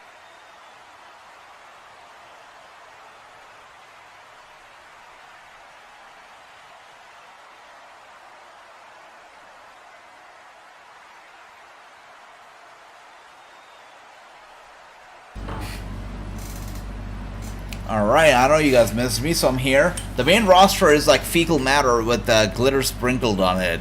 You know, brother, that's a very good comparison. I like that. And here we are now with Bronson Reed lifting both Shad and Ricochet on his shoulders, just like that, tossing them down hard. Nice. It's good to see Bronson Reed doing stuff, right, in the ring, because he can. He's great. We've seen him in Japan, we've seen him all across. So impressive, right? He made a statement, he made a name outside of, or for him outside of the company, which is why he's back with the company now. I really hope that they use him. Really do hope so. Victor says, speaking of Ricochet, him and Wrasslinews could make a good team. Indeed, absolutely. When I was talking about the two, I also thought so in my mind that, hey, if they paired them up, that could be a very nice team right there. I would like that a lot. Really. And here we are now with Ricochet rebounds. Oh my gosh. Almost took out Bronson Reed, but of course Bronson Reed too big for him. Springboard, Bronson Reed catches in mid-air one more time. Ricochet trying to get away. In that corner now, Bronson Reed goes headfirst into the turnbuckle, and Ricochet meets him, kick straight to the head of Reed. Reed taking it back. Ricochet could be looking, oh my goodness, drop kick right there, and Bronson Reed rolling out of the ring over here. Seems like Ricochet's still not done. Running over to the ropes, was gonna go for the dive, but Chad Gable catches him off guard, goes for the cover. Ricochet turns him around, gets him up to his feet, rolling him over. Chad Gable now looking for, what is he doing here? What is he looking to do? Oh, Ricochet turns it around again. Hurricane Rana gets down. Chad Gable springboard, and wow, Chad Ricochet is on fire. Good stuff. Going for the cover now, and Chad kicks out. The match still continues. Pretty sweet right there. Maxine Dupree holding on to her breath. Guys, it's been 1 year since they debuted the character of Max Dupree. That was LA Knight. You gotta be so glad that LA Knight is now, you know, a thing, and Max Dupree is something of the past, because wow, I remember us watching Max Dupree and being super confused about it, right? Him showing up in that red blazer and everything, that was so confusing. You gotta be so glad that they allowed for him to, oh my goodness, German suplex right there from Chad Gable to Bronson Reed. That is crazy. Thank you, that was great. What a pure display of power and strength here from Chad Gable to German suplex a man of that size. So good, Chad, so good. Wouldn't mind Ricochet going back to Japan or arriving in AEW. Would not mind that at all. Honestly, I think he's got to be a star in AEW. I think so. No, definitely. You can imagine Ricochet versus Hook, right? You can imagine Ricochet going up there against some of the best that they've got. Ricochet versus, you know, who else? Ricky Stark would be a great match. Ricochet and Luchasaurus would be fantastic. Hey, even Ricochet versus Wardlow, I would take that. I think that they should book Wardlow better. The guy deserves better, right? The guy definitely deserves better. He's got the looks, he's got everything. With time, he's only got to get better. Wardlow should get more opportunities. He doesn't get booked enough, doesn't get enough credit. He's great, he's great. And he also follows me on Instagram, so. And another German suplex to Ricochet. Ricochet turns it around. Wow. Hopefully he's okay. Wait a second. Hopefully he's alright. Yeah, that was a sell. That was a sell. Man, that was a scary sell, though. Beautiful German suplex. And Bronson Reed here in time. Oh, dear. It will be a shame if Bronson Reed picks up the pieces and pins one of these people for the victory, because, wow, Chad Gable has earned the victory here tonight. That's for certain. But there you are. Oh, I see. Tsunami. And Reed picks up the win. Come on. Chad Gable, he deserved the victory. But okay, Bronson Reed picking up the win. That's okay. That's alright. But wow, Chad Gable stole the show. That German suplex to Bronson Reed. How did he not break his spine doing that? Incredible job by Chad Gable. Tsunami, of course, nobody survives the Tsunami. Reed won. You're right, Victor. Reed, that's right, Anil. Indeed, my brothers. Reed with the victory here. I've got to say, the preview for the show seemed very weak. It seemed like it was going to be an awful show. But the show's not too bad, even though it's a super mid show. It's not bad at all. They're actually carrying it pretty damn well. Let's see what the next match is going to be, because we know 2 matches that's going to take place tonight. Of course, Becky Lynch and Tegan Knox. And of course, the Tag Team Championship match that's going to happen later tonight. Next week, we're going to see Gunther versus Bronson Reed, which should be an interesting match again. That's right, Gunther Reed will be interesting. I like it. Even though Gunther Gable would have been nice again, but Reed versus Gunther has got to be really interesting, compelling. And finally, as I was talking about it, you know, Reed never really got a title shot until now. Finally, he's getting one next week, and I'm ready for it. Even though I know that Gunther is going to win, as he should. It's going to be an interesting match. You're right, true. Heel versus heel, and it's going to be so good, brother.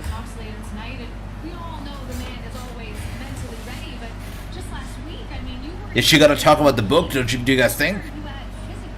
Let's see. All right.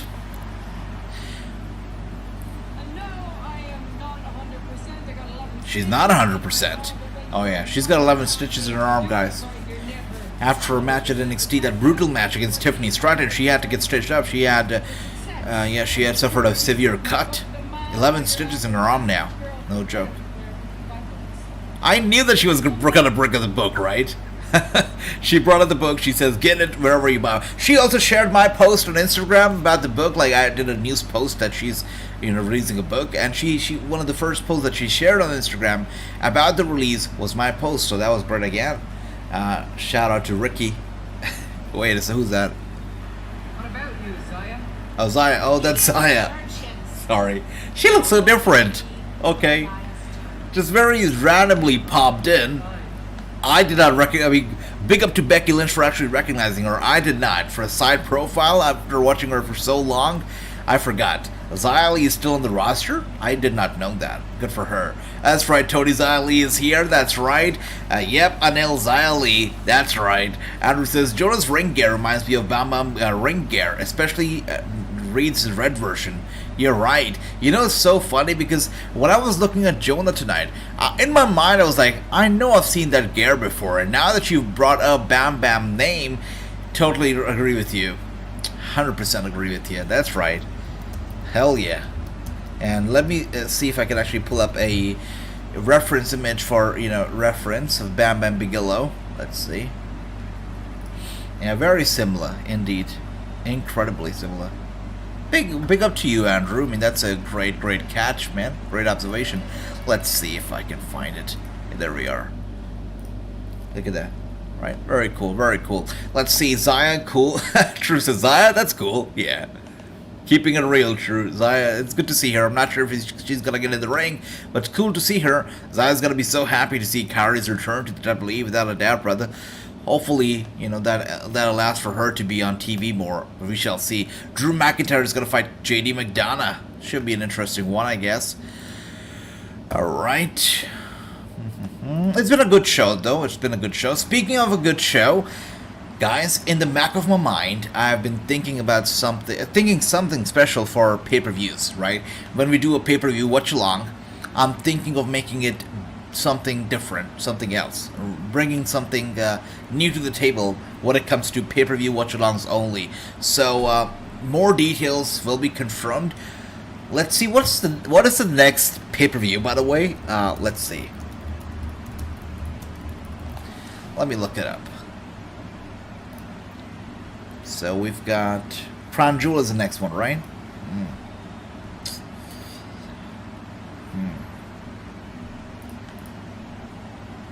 So Crown Jewel is the next pay-per-view. We could do something there. I wanted to do something, you know, new for Survivor Series, but Crown Jewel is not too bad either. Look into it, and perhaps we'll do something fun for Crown Jewel or Survivor Series. We'll see, but I'm trying to, you know, have more fun with the pay-per-view watch-alongs. Does anybody think Jade shows up tonight to challenge Becky Lynch? No.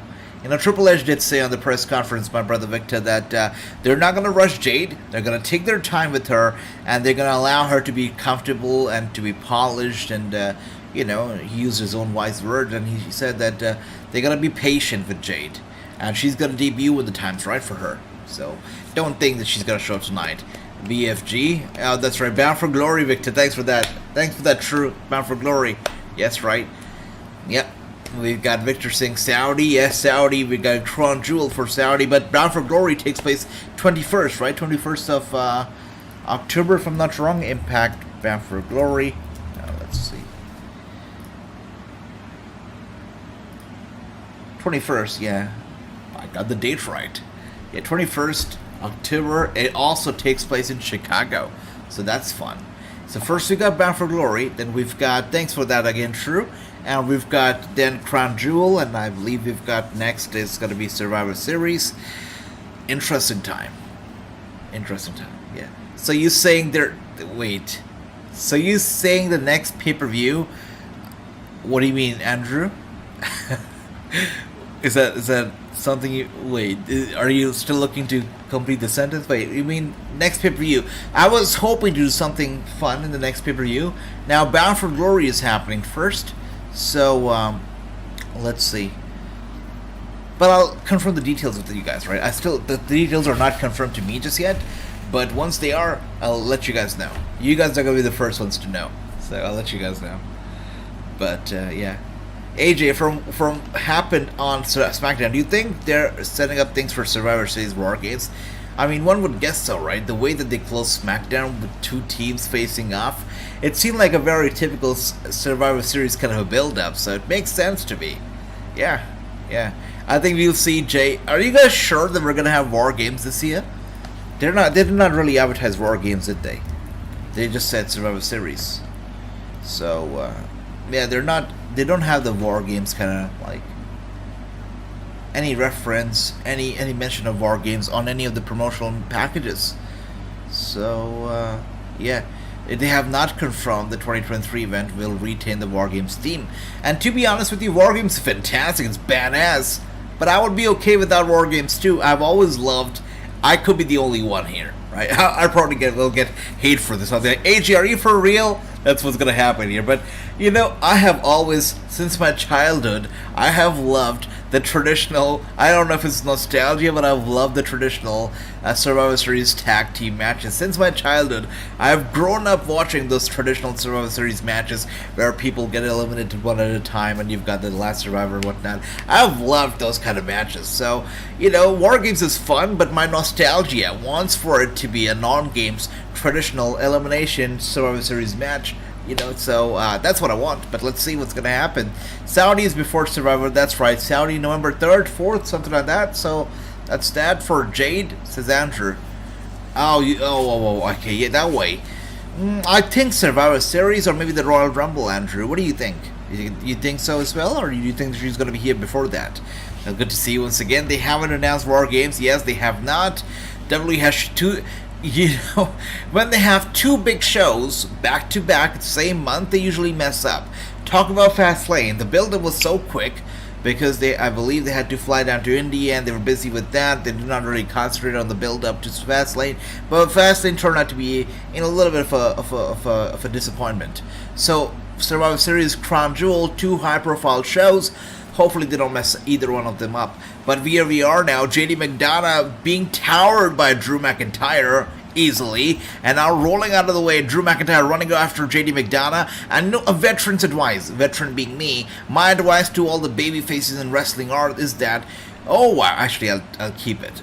I was about to say, you never follow your opponent to the ringside area and back into the ring because it does not work out in your favor. But Drew McIntyre, it worked out in his favor because I just saw the way he tossed McDonough in the ring, followed by a belly-to-belly. I'll keep that advice to myself.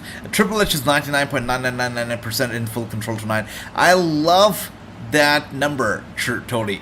I saw one of those Dirt Sheets websites also mentioning that number. I'm like, okay, that's a great number. I like that number a lot, Tony. I like that number a lot. Okay, I'm back, Ricky. Where were you? We missed you a lot. Welcome back. I want to see, where's Andy at? Anybody seen Andy? Okay, I want to see War Games return at Survivor Series, says Ricky. Okay, my brother, welcome back, says Tony. That's right. I'm a traditionalist. I like the 5-5. However, on War Games, thumbs up. I like that, Gary, my brother. Yeah, I love both the matches. Again, if more people want to see War Games, I've got no problems with War Games. But I'm just saying that if there's no War Games, I'll still be a very happy man because I love my traditional matches. I love them. Again, it could be nostalgia kicking in. I'm a simple guy, guys. I'm a simple guy, simple man.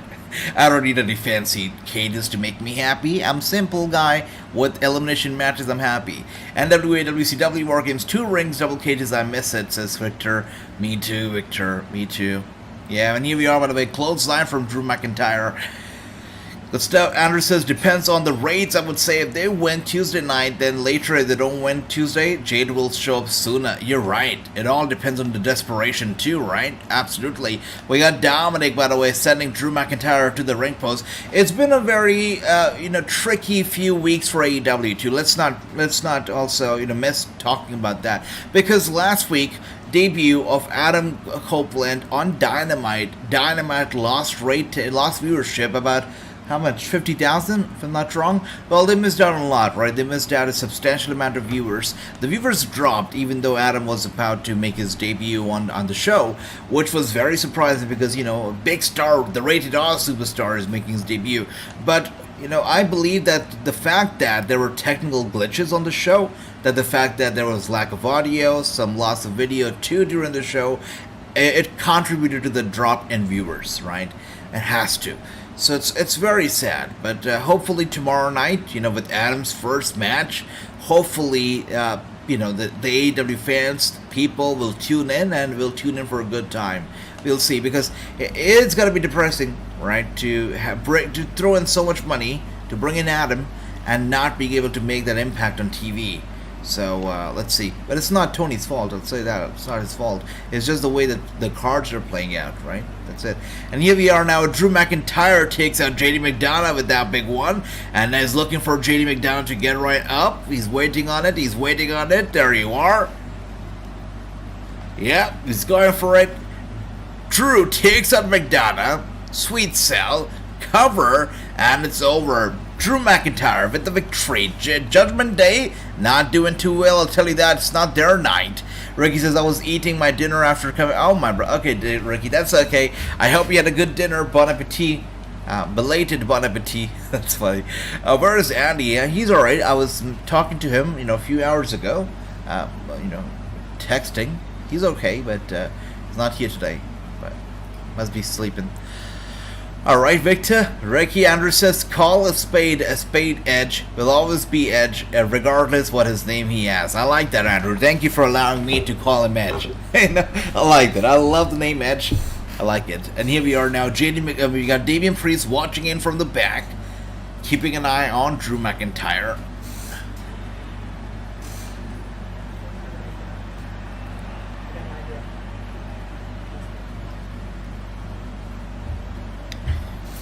I'm way more excited about Shayna Baszler and Rhea Ripley entering a feud than I was about Shayna Baszler and Ronda Rousey, because you saw it. The face-to-face was incredible.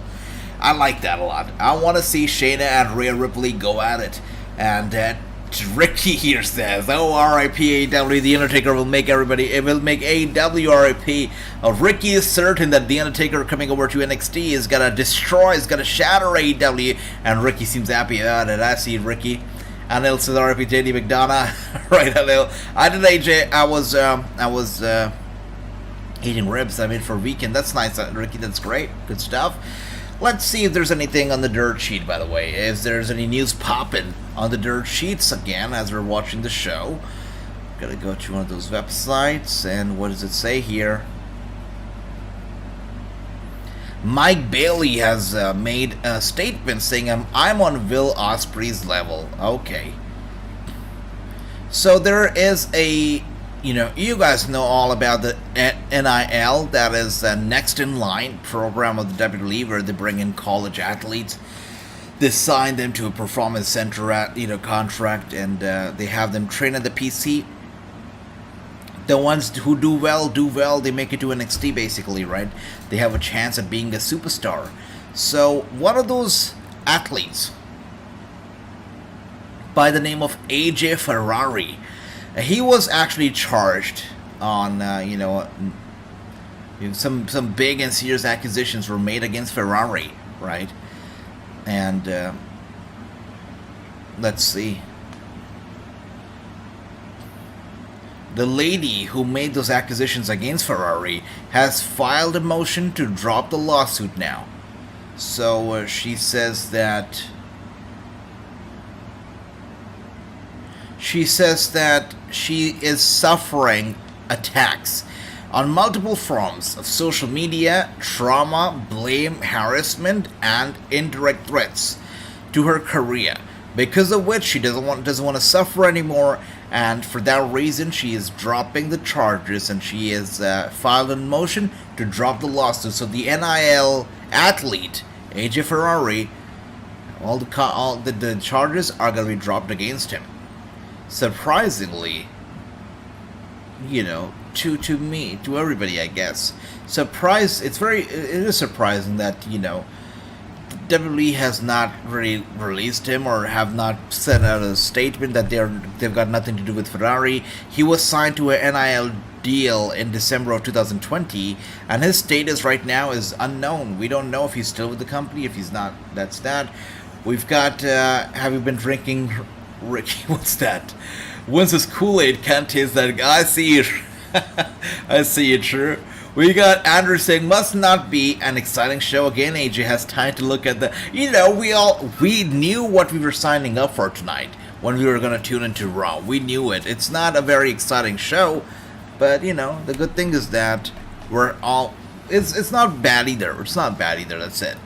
Let's see, what else do we have here? They paid him off, says True. Possibly. Possibly, brother. It's ridiculous. It's ridiculous. Let's see, what else do we have here? Okay. MJF makes a statement saying Batman is more interesting than Superman. I don't think he's wrong, right? I don't think he's wrong at all. Okay, what else do we have here? Wait, Ric Flair has got an energy drink? I did not know that. That's nice, good for him. Oh, by the way, this is some big news, right? Something we did not actually talk about. By the way, Tyrus is also releasing his new book in November. So if you guys want to pick up a Tyrus book, an autobiography on the former NWA champion, go ahead, but I'm not going to join you on that road. But, okay, so NWO is exploring territory system, guys. It's very interesting. They want to bring Billy Corgan. I'm not sure what he's thinking, but he wants to bring back the territory system. And they are bringing it back with Exodus Pro Wrestling, which actually has been announced, and they are bringing it back. They say that they want to bring back territory system, and they're going to explore both domestic as well as international opportunities to do so, which is very interesting. So the territory that they've announced, Exodus Pro Midwest, is going to be led by EC3, their champion, their world champion. It's very interesting.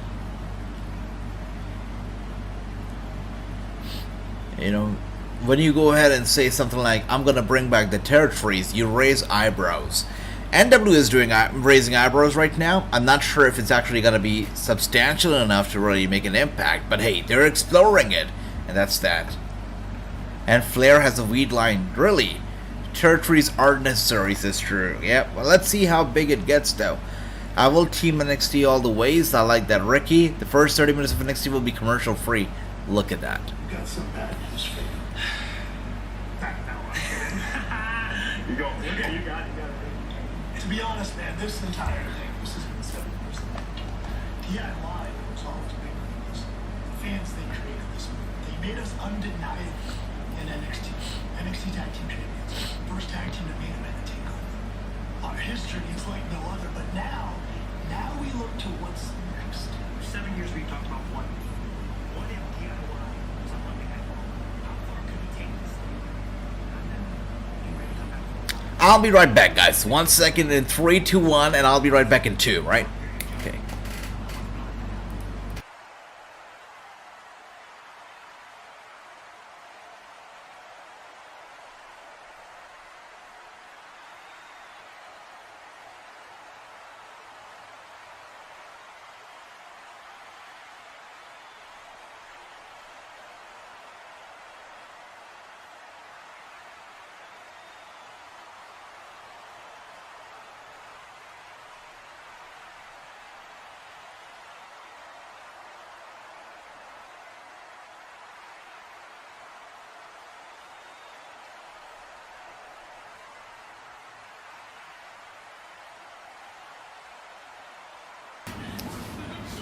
Oh, I'm so glad I did not miss this. This is great. Okay.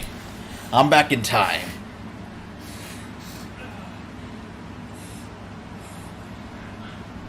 Oh, really? Oh, man. Ludwig Kaiser got his own t-shirt? Look at this guy going up the ranks. Pretty impressive, I'll tell you that. Ludwig Kaiser gets his own t-shirt. That's pretty badass. You know, I'll tell you something very odd about the press conference that I attended for the WWE. Something that I found very odd was that Vinci was not being pushed, guys. Like, and Vinci was so quiet, like, during the entire press conference. He had next to nothing to say, really. You know, every single time I saw these reporters talking to Gunther and the boys, it was mostly, you know, this guy Ludwig doing the talking, and Gunther. Vinci was, like, in the back, barely coming up ahead. I saw Vinci, I saw one reporter talking to Vinci, and I don't know what he was talking about, but he took like 5-6 minutes only with Vinci. And then the WWE executive went up to Vinci and he said, "You're going to stay right with the Imperium, you're not going to like go individually." And you know, they stuck together as a team. But Vinci was barely talking. I had to like get the camera in his face for him to talk. He barely took the initiative to talk. So I don't know what's going on with that. But we got True says, "I know Gargano regrets re-signing." You know, I regret it too. I'm not a Gargano fan, I'll tell you that, guys. He's good in the ring, but you know, main roster, nothing. How did they not see Imperium in the locker? I know, right? Yeah, Tegan Nox, former member of Team Kick. What, she's dyed her hair again now? This to show the world just who the hell Tegan Nox is. Oh, Tegan Nox. I was pronouncing her name wrong all this time. Natalia looking good. I'm proud of you. And I want you to remind Becky tonight of what you made of. You were born to do this. I'm proud of you.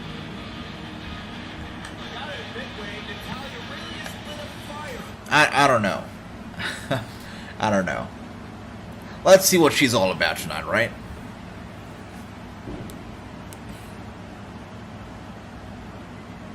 Man, that is so cringy. Do you see that little logo that they've got on the Tron behind? It says stronger, shinier, faster, stronger, shinier. That's okay, that's some kiddish stuff.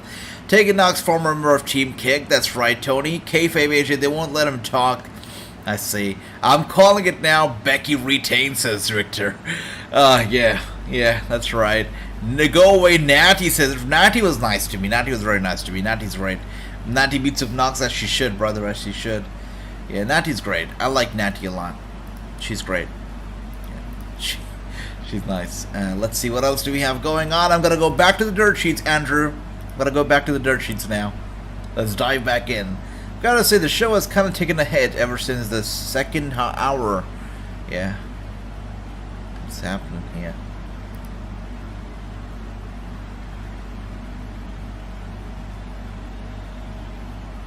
Oh.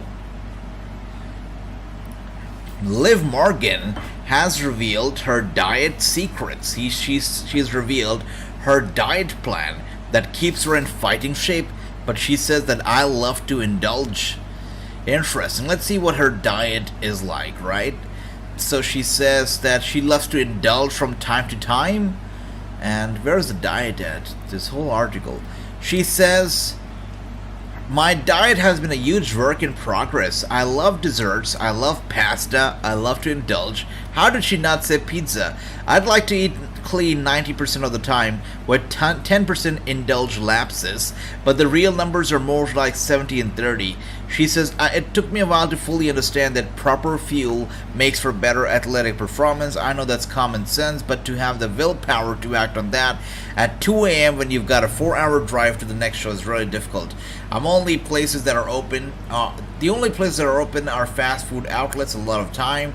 I'm actually out injured right now, and aside from healing up, my focus has been on my nutrition, so it's really been exciting owning on that.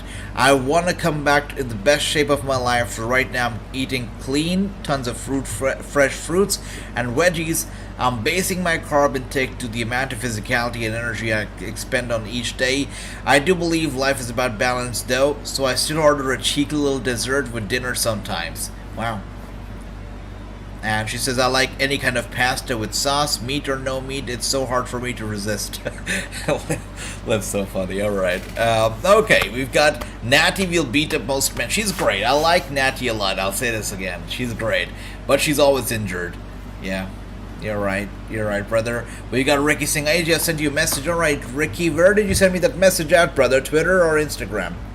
Let's see. We got Liv Morgan. She was at NASCAR race yesterday. I see. Breaking news: AEW sending Jade Cargill as a gift. I know. It's she did put out the post like yesterday or earlier today for you guys. She got a box of Kit Kat from Eddie Kingston. Yeah. Oh my goodness. There you go. Very interesting. Who mentioned that NXT was going to be 30 minutes free? First 30 minutes free. I'm sorry, commercial free NXT. Tony Khan, actually. Thanks, Ricky, for sharing this. But Tony Khan has also announced that the first 30 minutes of Title Tuesday, Dynamite is going to be commercial free. So very interesting, guys. Both the shows' first 30 minutes are going to be commercial free at NXT as well as Dynamite, apparently. That is big. Thanks for that, Ricky. Thanks for that. I just saw it. Thank you. That's big. That's definitely big. Yeah, Tony Khan is not playing around tomorrow night. That's for certain, right? He's not playing around. Okay, let's see what else do we have here. Thanks once again, Ricky. Thank you for that, sharing that big news. It's great. And, MJF has shared this very touching post. Ricky also has shared this with me, so thank you, Ricky. But MJF has shared this post, right? And this is the post, this is the image that he shared. And he's written that, religion is, he's talking about religion is how important religion is and how private religion is. And he says, doesn't matter who you are. He talks about his routine that he prays before he goes out to wrestle and whatnot. Oh, here we are now with Ricochet and Adam Pearce. Falls count anywhere. All you had to say. So Who's that in the back? Was that in the back? Was that Drew McIntyre and Rhea Ripley? Because it looked like it. It looked like that was Rhea Ripley chatting with Drew McIntyre. Did you guys see that too? That was interesting. That was interesting. Okay. But we got True saying, I love how most wrestlers don't care about the tribalism like fans do, yeah? They don't really care about it, it's true. But the fans, that they really do care about it. Yeah. Let's see, HB Gears' Tony Khan says Tony, here comes the man. You know what Triple H said about Edge going to AEW, right? He said, just that his time over here, maybe it was done, maybe there was nothing more for him to accomplish here. He understood that, we understood that, and, we wish him the best, and we were happy for him. So, that's it. What can you do about it? The guy is not a slave. The guy is ready to go, free to go wherever he wants once the contract is over. His contract was over. He left on good terms. There are no burned bridges. Not like he fought with the company and went there. No burned bridges there. Professionalism. That's all about it. That's all that is all about. AEW Dynamite will go to 10 minutes over run too. AJ, same NXT as well. Well, they are really taking it seriously, are they not, brother? Dynamite ends at 10:10 tomorrow night. Same time NXT ends as well. Missed it, sister. I see you missed it. Okay. I think that was Drew and Rhea. I saw a shiny belt that somebody was holding, and I felt like that was a Rhea Ripley belt. But I'm pretty sure somebody must have talked about it on, Twitter or something. So let me take a look. Let's see if I can find it. Yes, that was it. That was it. You see it right here, guys. It says... It says, now hold on, I see Rhea over there talking to Drew in the back. That's right. I love the GIF that they use as well. That's right. Yeah, somebody was indeed, I didn't see it as well, and, people did. That was Drew McIntyre in the back talking to Rhea Ripley. Wonder what was that all about, but something's cooking. Let them cook. And Becky Lynch over here with the NXT title. There's no way she's dropping it tonight, right? There's no way in hell.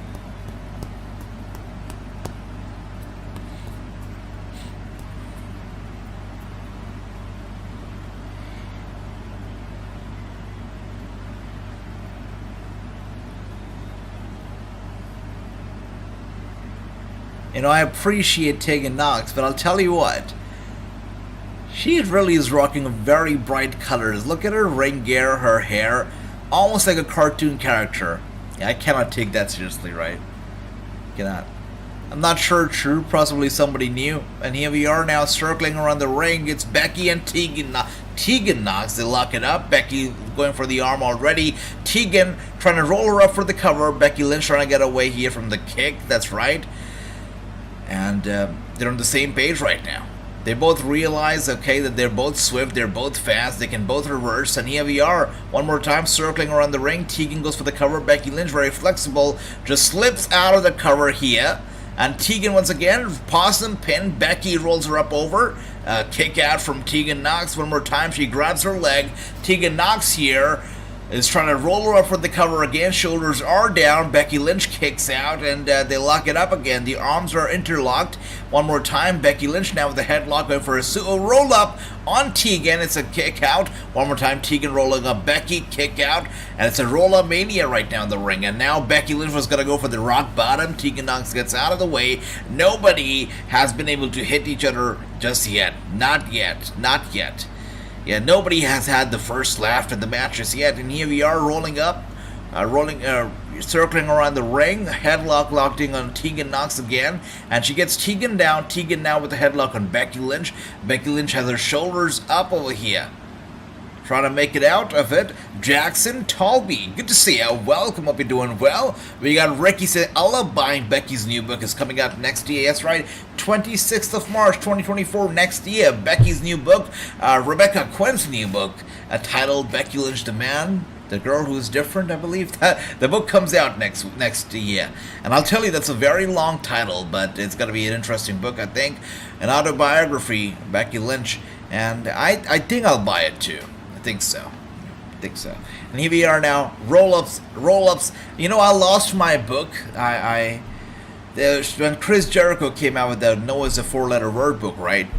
My friend who's a big Chris Jericho fan, he's like, let's go to the Barnes & Nobles. And that day I was like, I had a super busy day. I'm like, I'm not going to Barnes & Noble. He's like, Jericho's coming. I'm like, I've got a very busy... He's like, come on, you can do the work tomorrow. And I literally had to get out of my work and I had to go over to Barnes & Nobles. I stood in line for like 40 minutes before it was... I hate standing in line to meet people. I'd never do that again. I did that when I was younger, but I'd never do it again. I hate it. But yeah, stood in line for like 40, 50 minutes, waste of time. We met Jericho for like a few seconds. It was cool. He signed the book. And yeah, it was funny because if you wanted to get the book signed, you had to go to Barnes & Nobles earlier in the day. You had to purchase the book, and then you had to stand in line in the evening, come back again, and then, get the book signed from Jericho. So it was like a whole process that you had to do. So my friend went in, got the book, and then later on in the evening I showed up and got it signed. So that was that. And no pictures and everything allowed. So it was very, I would say it was not a great experience. But anyways, the book was super short book. I completed it, just like I said earlier, in one flight only. Before I landed, the book was already over. And I remember he very briefly talked about his match against Dean Ambrose, John Moxley, a steel cage match. Remember that match that Jericho had with Moxley, a steel cage with like the weapons and everything at the top? Yeah, he talked very briefly about that match in his book, and the decision to use thumbtacks. Now, he got the green signal from Vince McMahon, which is a very rare thing for thumbtacks. So he talked about that a lot in his book, a few pages. Remember that? Yeah, so I lost that book, guys. I don't know where that book is, but it was like, I got a very nice autograph from Jericho. He wrote my name and everything. I lost that book, so that's that. Mia Yim would have been better for this match. I agree with that. I totally agree with that. Yes. Put Tegan Knox and Mia Yim in a tag team. I'd take it. Sure. Why not? And once again, we got Victor says, it's crazy how both companies had new tag. Yes, I was talking about that too, Victor. Yeah, just 30 minutes ago, everybody was talking about, oh my god, AEW has new tag champions. And then 30 minutes later, they were like, oh my god, WWE has new tag champions. Within like 30, 40 minutes, both the companies had new tag champions. Very interesting decision, right? From both the ends. And here we are now with Becky Lynch, kick to Tegan Knox, knocking her out of the turnbuckle down to the ringside. Tegan struggling, trying to get back in the ring. Becky Lynch running over to the ropes, rebounds, and here we are now, sending Tegan Knox back to the barricade. I know. True says, this match is boring, and I meant Mia versus Becky. And True is not sold on this Tegan Knox lady at all. And you know what, True, you're not alone. I'm not sold either just yet. But Ricky, thanks for that. 15 likes is great. We got Darren here. Good to see you. Welcome. WWE Creative right now. Your thoughts, Darren? I'm not sure, my brother, if you saw the dirt sheet. Now they're claiming that Triple H apparently is 99.99% in control of the creative. That Vince McMahon is now no longer the guy in power of creative. The TKO has given Triple H the authority. I'm not sure how concrete or how clean those reports are, but that's what the reports suggest. Overall, as far as the creative is concerned, I feel like it's in a transitional stage, because now we've got new tag team champions. Seth Rollins is in the same position right now. You talk about Triple H, let's see what he brings to the table. Right now, I feel like creative is a transitional stage. We are hearing about possibly the return of Bray Wyatt's universe. A lot of new stuff is going to happen, I feel, in the weeks to come. Crown Jewel, post Crown Jewel, we'll really see where the creative is at right now. So far, I don't think we have seen a lot of work being done by the creative. This is like, okay, they're putting together sweet matches. I don't see a lot of creativity to really judge the creative at the moment. I feel like post Crown Jewel and the build up to Survivor Series is going to be truly interesting. Right now, I would say they're doing an average job. They're doing an average job running the show. That's what I feel. But let me know, how do you feel about the creative so far? True says mid. Just like I said, they're doing an average job. Not bad, not good. They're just doing an average job. AJ news on Alexa Bliss. So Alexa Bliss is pregnant. She shared some images of herself as well. Very pregnant and having McDonald's. So she's enjoying life, living the best life right now. God bless her family. More power to her, and hopefully everything goes well. So of course, we're the fans over here waiting very eagerly for her to come back, but I would give it like at least a year or maybe 2 years before she makes a return. It's not easy for mothers to come back after giving birth to get back to the ring. Everybody's not Becky Lynch, right? So even though we love Alexa Bliss back, it's only a matter of, I think we got to be patient when it comes to a return. Now, speaking of mothers, you talk about Brie Bella, for example, who says she wants to get back to the ring, but is waiting on her child Birdie to grow up even more before she can actually make her return to the ring. Birdie, I believe it must be about 3, 4, 5 years, but still, Brie Bella is waiting on her to grow up a little bit more before she can actually get back to working full time. So we'll see. It's not very easy. It depends on people to people. It depends from person to person. Becky Lynch is here. Brie Bella is not. It's their decision. Alexa Bliss, we'll see, but I would give it still at least a year and a half or maybe 2 before she comes back. And CM Punk returning, you think, Darren? I think so. I really do think so. I feel like he'll be back. CM Punk right now is in a place, and when they fired him from AEW, I knew it, because you know what, this guy, an egomaniac, will not let anybody shut his book. Will not let anybody shut his storybook career, right? He is going to be the one to do so. His ego would not allow Tony Khan to shut the book that he has not finished just yet. So for that reason, CM Punk will apologize, will say sorries, will do anything the heck he wants. He'll come back to the WWE to slap AEW in the face. He'll do it. He is petty like that, so he'll come back. But is he going to earn the respect of the people? That's a whole different story. I think the most fitting thing for him to do right now would be to return to the WWE as a heel. Nothing else is going to work, I feel. He should come back as a heel, just a very disrespectful heel, who just does not work well with anybody, let it be the stars, the fans, anyone. Just bring it out as a heel, monster heel would work out. But anything else will not work out. Come back, heel, just a guy who just does not work with anybody. I think that'd be great. I think that would work well. No promos, no emotional promos about him leaving and coming back. None of that stuff. Come back as a heel and get your job done. That's what I feel. Adam Cole is being more creative, that's right. Adam Cole is definitely. Here we are, by the way, back from the commercial. We got some elbow strikes to Tegan Nox. Tegan Nox now grabbing the leg of Becky as she was trying to get away. Becky goes down hard to the mat. Tegan climbing the turnbuckle once again, making that same mistake. Maybe crossbody dive. That was almost a miss, but, she still reached Becky Lynch. Good for her. Becky down. Tegan goes for the cover. She kicks out. We won't see the real Papa Paul until Survivor Series, says Gary. Well, let's see, brother. We're going to perhaps see him this Friday night on SmackDown for the season premiere of the show on Fox, so let's see. Victor says, yeah, that's right. I couldn't remember if it was her that was pregnant or was Liv Morgan. So Liv Morgan is actually injured, but Alexa Bliss is pregnant. That's right, Victor, my brother. Yeah, once again, it's so great to watch all these shows with all of you. Victor, you were missed, and it's great to have you here. AJ, you think FTR is going to join CM Punk at WWE?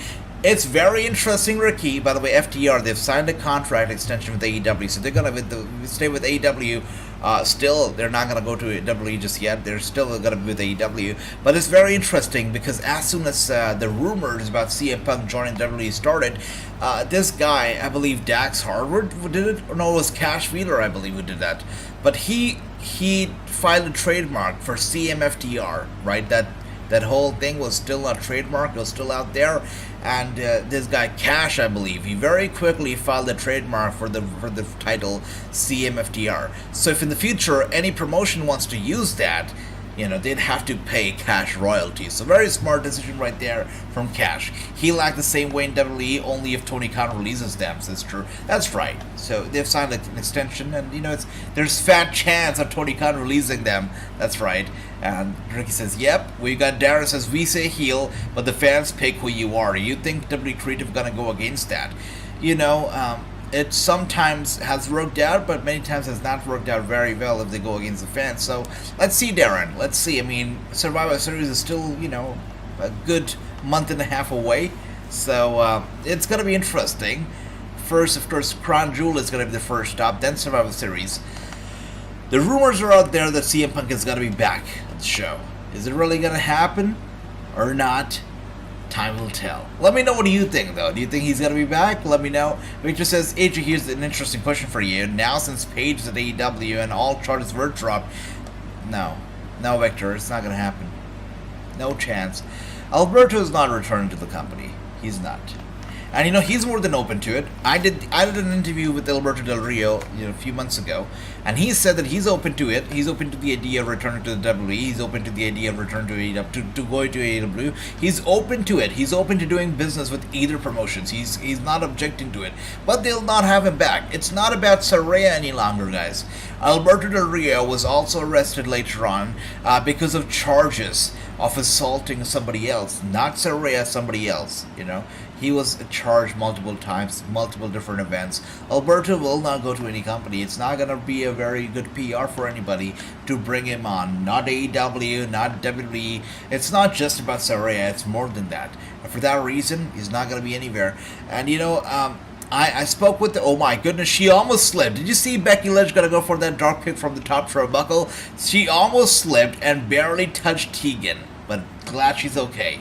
But, I did the interview with Alberto, and in that interview, you saw the father, Alberto Del Rio. You saw the dad who wants to provide for his children, he wants to look after his daughter, wants to be the best dad, and that's all great. But when you Google that name, Alberto Del Rio, some of the first articles that you see are not very good about him. So for that reason, I don't think he's going to be back. Yes, he's doing commentary for UFC. He was. I'm not sure if he's doing it right now. But he was doing commentary for UFC, down in Mexico, Spanish. So, not sure if TKO would want him back, but I don't think he's going to be here. Dax Lester Troll, he's a smart guy. True says nope. Hottest WWE woman right now. So, I take that by hottest you mean somebody who's on fire, somebody who's on streak at the moment, and the answer to that question would be who's so on streak at the moment. Let's see. Can I say Io Sky? I think she's doing pretty good, right? She had just had a pretty good match. Triple threat, still retains. I'm probably gonna say Io. She's great. Tegan, by the way, flying for the second rope. Becky gets out of the way very quickly. He's gonna go for the rock bottom, but Tegan reverses it. Roll up on Becky. Shoulders are down. Becky Lynch kicks out. That's right. And Becky now looking to rock in the armbar. We got David here. David, my brother, good to see ya. And shoulders down once again. Becky kicks out. Yeah, she's going for the arm again. David says, AJ, if Saudi Arabia hosts the 2034, Tegan Nox kicks out, by the way. Becky Lynch is still your NXT Women's Champion. Tegan Nox loses the match, but a pretty impressive match here between Tegan and Becky.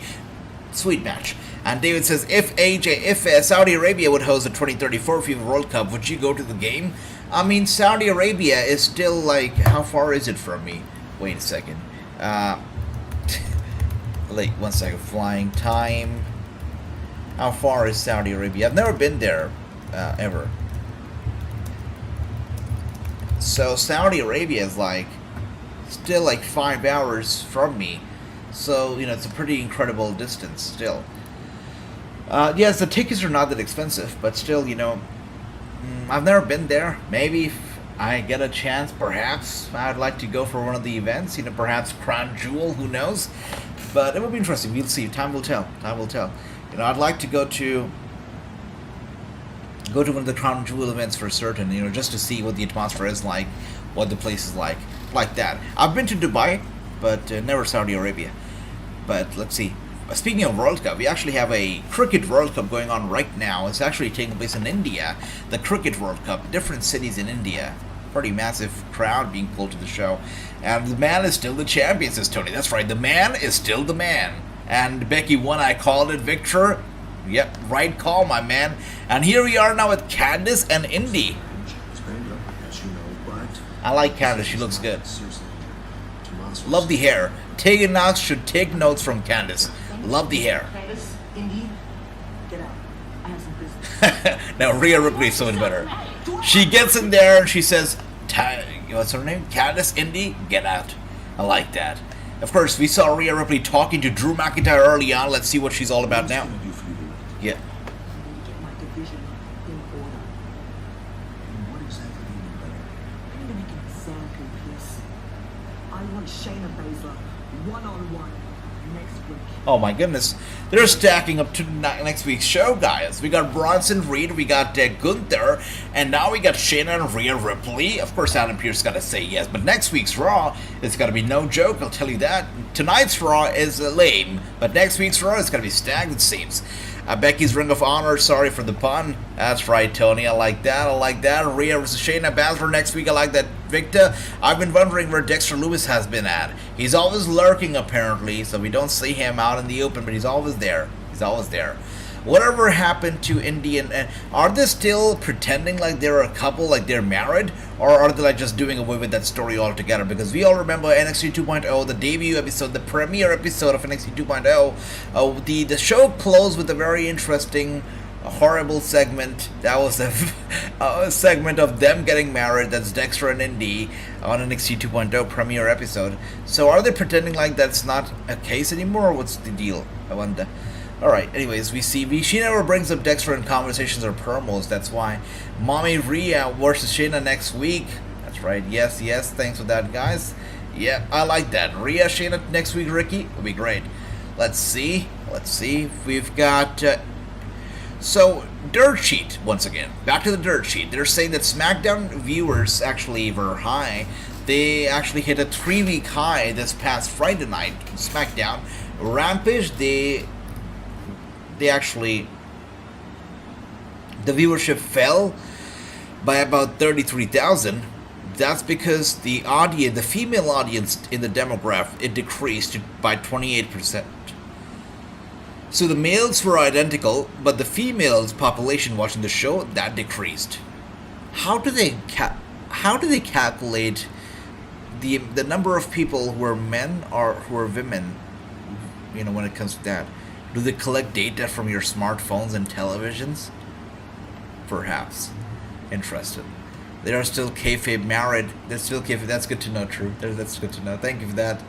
Alright, so we have made it, guys, to the final hour of the show. You know, it's actually quite a feat, because it's not that the show was loaded with some great, exciting matches, but still we made it to the final hour, and we're still smiling, we're still happy. We still had a great time. I've got to give it up to all of you guys for actually making the show really fun tonight. I had a lot of fun, you know, watching the show with all of you, as always, so thank you.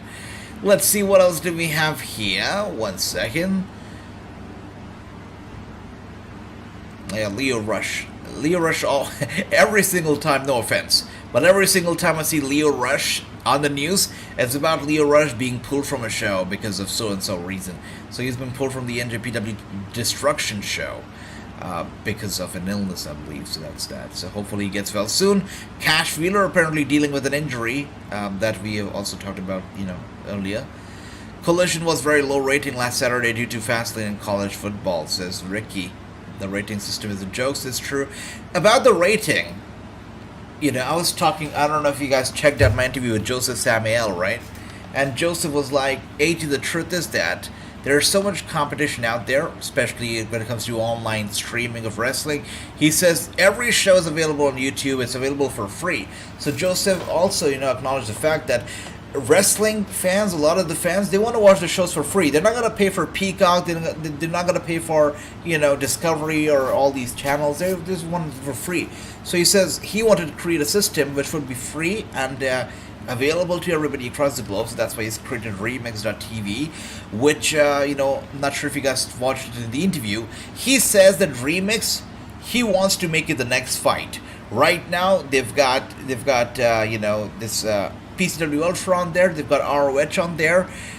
They want to have more independent shows on there, and the vision is that they will make all pay-per-views, all shows free, unlike Fight. You're not going to pay for anything at all. Not $9.99, not $59.99, not $29.99. He says he wants to make it free.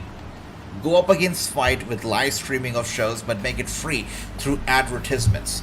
That's what he says. He says because wrestling fans, they want content available, at little charge. They want it online because that's where we're supposed to watch it.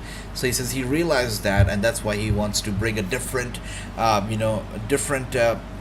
platform altogether, which provides to the wrestling fans exactly what they want, which is interesting. And here we are now.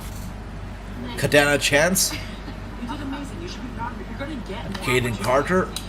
Tegan! Oh my gosh, what a match! It almost distracts from me now. I think it was. These two are still the women's tag champions? I forgot about that. Oh, are we having a pity party?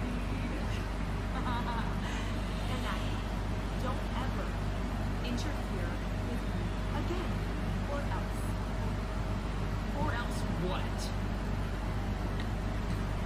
Or else. Or else. Or you will have to deal with me. Name a time and a place. Is that right? How about next week? On the season finale? Okay, next week. I thought they were loading up next week's show with big matches. Next week we're also getting Piper Niven versus Natalya. Take it as you like. Oh no, it's Chelsea and the Viper, says Tony. That's right, Tony. But next week we're going to see the Viper and Natty going at it. True says wrestling ratings always drop during football season and baseball playoff. It happens every year. It's not that serious. It's true. It's true. It's true. And here we are now. Let's see.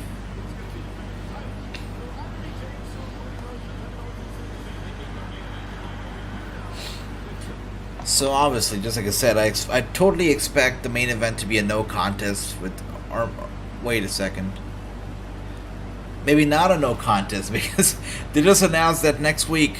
Well, actually, I don't know. I was thinking that it was gonna be a no contest and Judgment Day will come in and just cause a disqualification to happen. Let's see. We've got, what else do we have here? Obesity is intimidating, says True. Natty versus Piper Niven, says Victor. WTF? I don't know. I don't know where that came from, Victor, but we're getting it next week. I guess I'll take it. Oh my goodness. Oh, I like that. I like the sound of it. We've got Ricochet versus Shinsuke Nakamura, Falls Count Anywhere next week. I like that. I'll take it, honestly. I like that a lot. We got Jey Uso here warming up in the back. Main event Jey.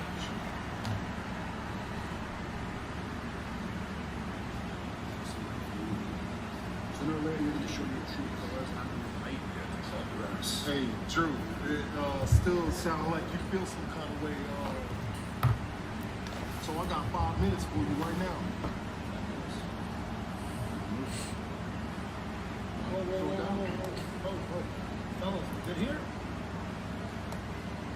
We all good here? Sami Zayn comes in as a peacemaker. I like that. Okay. What were you called? Right there. What do you This is so fun. I like that. I appreciate you always getting All right. for it. Cool. But tonight, It's so funny.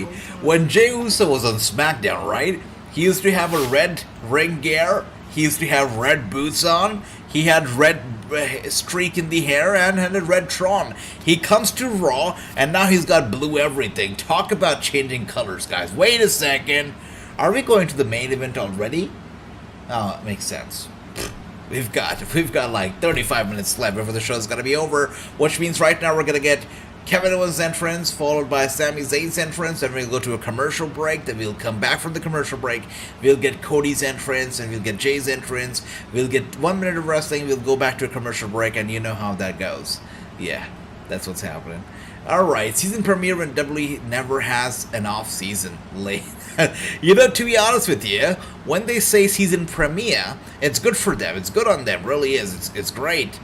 But, very honestly, for international fans especially, it means nothing. It means nothing, but I'll take it. You know, keeping it real though, it means nothing. Alright, but I'll take a special, why not? With that being said, up next, just like I said, we're gonna go to commercial after their entrance. That's how it goes. Overall, we're gonna get 10 minutes or maybe 15 minutes. If they're generous, maybe 16 minutes of wrestling in this match.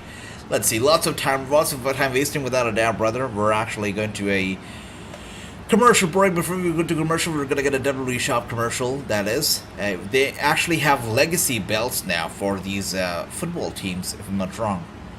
Available on WWEshop.com, and they're actually being sold for a hefty price. They're not cheap. These NFL title belts. Interesting. Would you buy one NFL belt? I would never. I mean, first, I've got nothing to do with NFL. Secondly, you know, I don't know if it's going to have any value. Alright, lots of time wasting indeed. True, it's 10:26. That's right, David. Thanks for that. Means more talk and video packages as well. You're right, Ricky. You know, I wouldn't be surprised if before coming out here we get another backstage segment or something. Alright. I'm getting a Spider-Man commercial right now. That's why I'm watching it so carefully. Guys, Spider-Man's new game comes out in 10 days. 10 days from now. That's right, 10 days from now, we're gonna have Spider-Man 2 available on the PlayStation 5. How do you feel about it? Because you're gonna watch me play that game every single day. I'm so excited about Spider-Man 2 coming out. 10 days from now, guys. Yes, that's right. We've got Ricky says, yes, I will be buying it, AJ, but not right now. I see you, Ricky, Richie Rich. That's nice. College titles as well. That's nice. And they're selling them at a hefty price, right? They're not. They're like more expensive than your regular title belts. Is that right? Let's take a look. By the way, did anybody buy the new iPhone 15? I haven't yet. I've been looking into it. Let me know if anybody has actually bought the iPhone 15 and if it's worth the upgrade. You guys think? Let me know. Alright, anyways, I'm looking at the title belts right now. We've got the regular title that's available for $314. The spinner belt at $349, more expensive than your regular title. You've got, okay, let's see. The commemorative at $174. Anybody has the commemorative titles? I need some advice here. Does anybody have the commemorative title or the replica title? And if anybody thinks that the replica is worth more than the commemorative, that you should go for the replica, not for the commemorative, let me know, because I want to buy titles. One of my friends actually coming over from the U.S., right? And I'll be having her carry some titles for me so I can actually put it up in the studio. So I wanted to ask you guys, should I get a commemorative title or should I get a replica title? Because as we know, commemorative is easily $300 cheaper. So which one should I get? Any advice? Let me know. Should I save the money and go for the commemorative? Let's see. And $549 for the Dallas Cowboy Legacy title, I see. Yeah, $549 is the standard price for all these legacy football titles, which is way more than your WWE titles. You know, it's not a very good look, guys. I'll say this. It's not a very good look when you're selling the replica title of your top tier WWE Championship for $500, but you sell a NFL Championship on your website for a more premium price. I feel that your championship should be the most expensive, should be sold at the most premium price, not a NFL title on WWEshop.com. That's just me. I would never sell my title at a cheaper rate than an NFL title on my website. I would not. Anyways, probably increase the price due to the licensing. You're right, true. That makes sense now. Wait, is that Vinci? We're getting a Vinci promo? I told you these guys were pushing him, right? We got a Vinci merchandise, we got a Vinci promo here. These guys are pushing him as a solo star, guys. Yeah. I'm sorry, Ludwig Kaiser, I said Vinci. Ludwig Kaiser. He's great. They're pushing him as a solo star. When I interviewed him, I asked him if he would like to go after the tag titles with Vinci. He showed no interest. He said, the past few weeks we've been more of a solo run. He showed no interest in doing anything tag with Vinci. And that was apparent. And as we saw the video package, it seems like Ludwig is getting a solo push. And he'll be a massive star, He's not somebody to be taken lightly. He's got the looks, got the personality, and he can talk. Even our interview, I like talking to him because this guy, he keeps kayfabe alive. When I asked him how does he feel being here in India, his answer to me was, Ludwig Kaiser brought European elegance to India, so be excited. This guy, cocky, keeps kayfabe alive. I like him. Let's see. If you're just displaying it, get the cheaper belt. Yeah, just displaying it. I'm not going to... Perhaps. I mean, I could be walking around, I was thinking about it. I was thinking that maybe I should do like a social experiment where I'm walking around the cities, of India and overseas with the title and see the people's reaction, something like that. If I were to do that, maybe for that reason I should get a replica. We'll see. And Victor says, AJ, Google the Fiend Bray Wyatt tribute title, the red and the black hurt heel. I love it. How much is it not very expensive, or are they still selling it, Victor? Man, I wanted to buy it, but I believe it must be very expensive right now, especially right now, right? Let's see. If they're still selling it though. Fiend title. I know it's a great title. Yeah, I don't think they're selling it anymore on WWEshop.com.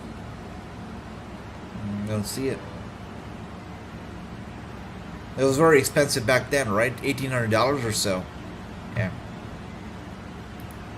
Let's see. Ludwig sounds like a Nazi villain. He looks like one too. Sorry. Cowboy are worth. He just got that very cocky expression on his face, right? Yeah. But you're right about that. True. Cowboy are worth more for whatever reason, I guess so, right? And here we are now, the American Nightmare, Cody Rhodes, a tag team champion, making his way out. And, yeah, no reason for him to carry two of those belts. Meanwhile, speaking of football, Raiders up 17-13 Packers in fourth quarter of ABC. That's nice, David. I have no idea what that means, but that's cool. Go Raiders and go Dodgers. Go, alright, that's cool. Again, no idea what that means, but that's cool. That's right, Tony. Whoa, moment right there. That's cool. Cody making his way out. Alright, let's see what else do we have here. But yeah, speaking of Ludwig, I love Ludwig, and I feel like it's exciting. Just the fact that he is being pushed as a solo star. That's exciting. I'm excited about, what they're going to have in store for Ludwig. I'm excited about that. True heel, a guy who keeps kayfabe alive. I'm really excited about Ludwig Kaiser. The belts match Cody's jack. Yes, they do. Yes, they do. They actually look good on Cody's shoulders. They do. It's only wait a second. It's only $295? Really? It was expensive back then. We're talking about the Fiend Championship. I don't see it right now, but I don't see it on the shop. Yeah, they don't have it on sale anymore, unfortunately. Otherwise, I would have bought it like right now. It's not on sale.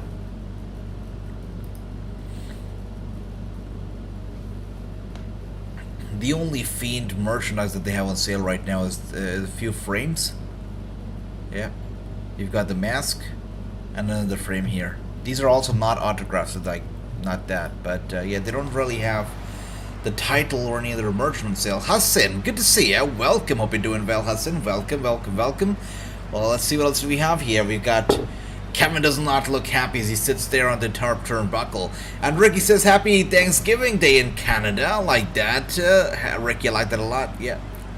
Of course, Thanksgiving Day is in Canada today. Of course, in the US later this month, if I'm not wrong. That's that. Hassan, hope you had a great day. We got Victor says, there's like 3 different belts. Alright, but I don't see it on, maybe they're selling it on Amazon or something, but I don't see it on the first party WWE shop. But anyways, let's see what else do we have here. We've got about 25 minutes left, guys, before the show, the show is going to go off the air, which is quite interesting. They're actually kicking off this match early.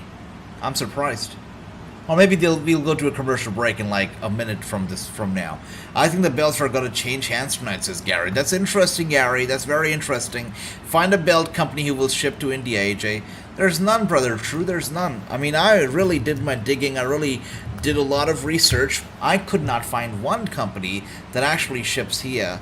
It ships genuine wrestling belts, you know, and they charge a premium too for every single one of them. So it's hard, you know. It's hard. You have to Google.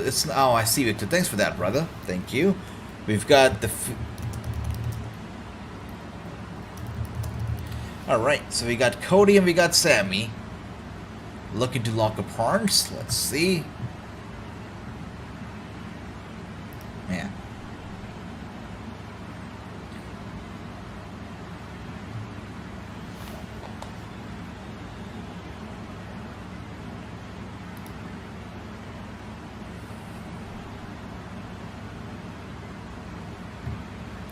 So badass, right? This is the title that Victor is talking about. The Fiend replica title belt.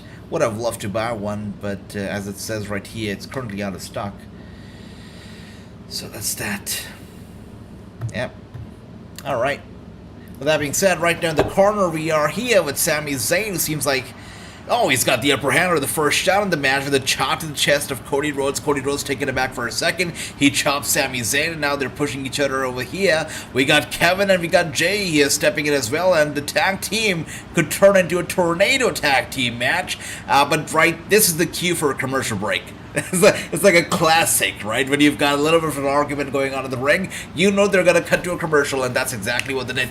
Typical WWE guys. They're going to start off a match 30-35 minutes prior to the show going off the air, and they're going to fill it up with commercials. First entrance, commercial. Second entrance, 1 minute of action, commercial. Third entrance, we come back to the commercial, maybe 6 minutes of matchup, commercial, and then we finish the show. That's how we go. That's right. That's a creepy belt, says Trent. Yeah. And that's not the one, says Victor. Oh, dear. I'll try finding more, Victor. I'll try finding more, my man. Alright, anyways. So, yeah, I mean, still looking to buy a belt. Let's see. Possibly I will go for the replica, because just in case I want to carry it around and stuff, you know, I think replica would just be better. And a better investment, because the commemorative belt is a plastic belt after all, whereas a replica, I believe, is a metal one. So probably will go for the replica belt eventually. So we shall see.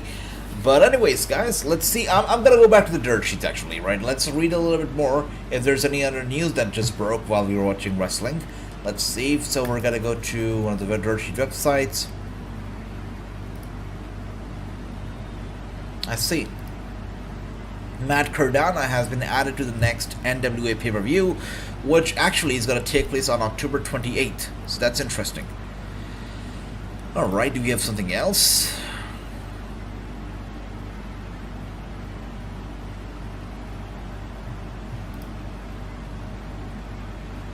So this is no surprise, because we already know that he was working as a producer, and you know he's doing a good job as a producer. But it is now being said that Robert Roode, or Bobby Roode, has been removed from active list of roster members for good. So it's for certain, it seems, that Robert Roode will never wrestle again. That's that. Another interesting thing is that we've got 2 WWE NXT stars who will have their contract expiring this weekend, and there's no news on them, extending the contract or renewing it or them staying with the company. It seems like there's no intention of re-signing happening here. And these two people are Rip Fowler and Jagger Reed. So for those who don't know who they are, I'm going to pull up a photograph very quickly. But these two are not re-signing. They're not being offered new contracts. They're not staying here. So that's that. I'm going to pull up a photograph very quickly and show it to you guys. These are the two guys. These are the two gentlemen. The dyad from NXT. They're both leaving the company this weekend. We're not going to see them in WWE for a substantial period at least. So that's that. Let's see what else do we have here. We've got, do you still have a P.O. box in the States, AJ? What, me? Well, I don't know, because I don't even know about that. Because, as I've said before, I lived in a building, right? So every mail that I used to get, the concierge used to keep that mail. Or we had like boxes in the building where the postman used to come and drop the mail. Or if it was a big box, the concierge used to keep our mail or our boxes, and we used to collect them when we were home. So yeah, I never know about the P.O. box. But yeah, that's that. Alright, thanks for that, True. But Bobby Roode headed to AEW ROH. No, Bobby Roode is a producer right now, right? So I don't know if that will happen. It'd be cool, but he'd have to be cleared first. He's not cleared, apparently. Etsy ship belts. Really? Thank you, Victor. Thank you, True. You guys are kind of opening my eyes right now. One problem that could happen, though, even with Etsy shipping, is that tax. Right? Because I'll tell you what, the tax that can be ridiculous. I once had, one of my family, when I was a kid, right? I was a little kid. I had one of my family members shipping a PlayStation 3 from the US to me over here. And I was charged about, how much? About $200 of tax, right? When it came here, which is like the price of PlayStation 3. So, and then, once I had some other stuff shipped, I got charged $200+. And most recently, I had my own clothes that I had been wearing, not brand new, my clothes shipped from the US for me over here. I got charged $300 on those clothes that I wear, not brand new. So taxes can be ridiculous. So with Etsy, that problem could still arrive, which I'm afraid will arrive. And the tax can be anything. It could be more than the actual price of the belt. So that's the part, yeah. So here we are, by the way, they lock it up again, Kevin, but thank you, True, thank you, Victor, for the tip. I'll definitely look into Etsy, thanks. And here we are now with Kevin and Jey going at it. Yep, it looks like Kevin may be breaking up with Jey here. Oh my goodness, Jey Uso going for the big punch here to Kevin. Kevin fighting back with those punches over and over again. It's a full-on brawl in the middle of the ring here. Kevin Owens gets Jey Uso down. They're now leaving the ringside area now. They're still fighting, of course. I love seeing Wade Barrett. Guys, I don't know why. Is Wade Barrett not cleared to wrestle, or what's going on here? Because I honestly would love to see Wade Barrett go at it in the ring once again. Like, one more time. I'd love to see Wade Barrett here. And it's a full-on brawl now. It's literally a tornado tag team ringside. We got Cody and Sami going at it. We got Kevin and Jey going at it. They're fighting like bitter enemies. We got Willowdale Hawks U212. Good to see you, Willowdale. Welcome. Hope you're doing well. And hope you're enjoying Monday Night Raw so far. It's been an interesting show. Not the best, not the greatest, but not the worst either, actually. A pretty good average show. Yeah. And here we are now, Kevin Owens shooing Cody Rhodes away. Cody Rhodes taking a step back. Yeah, it seems like he's hurt. Kevin Owens the only guy in the ring. Sami Zayn also getting up on the apron over here.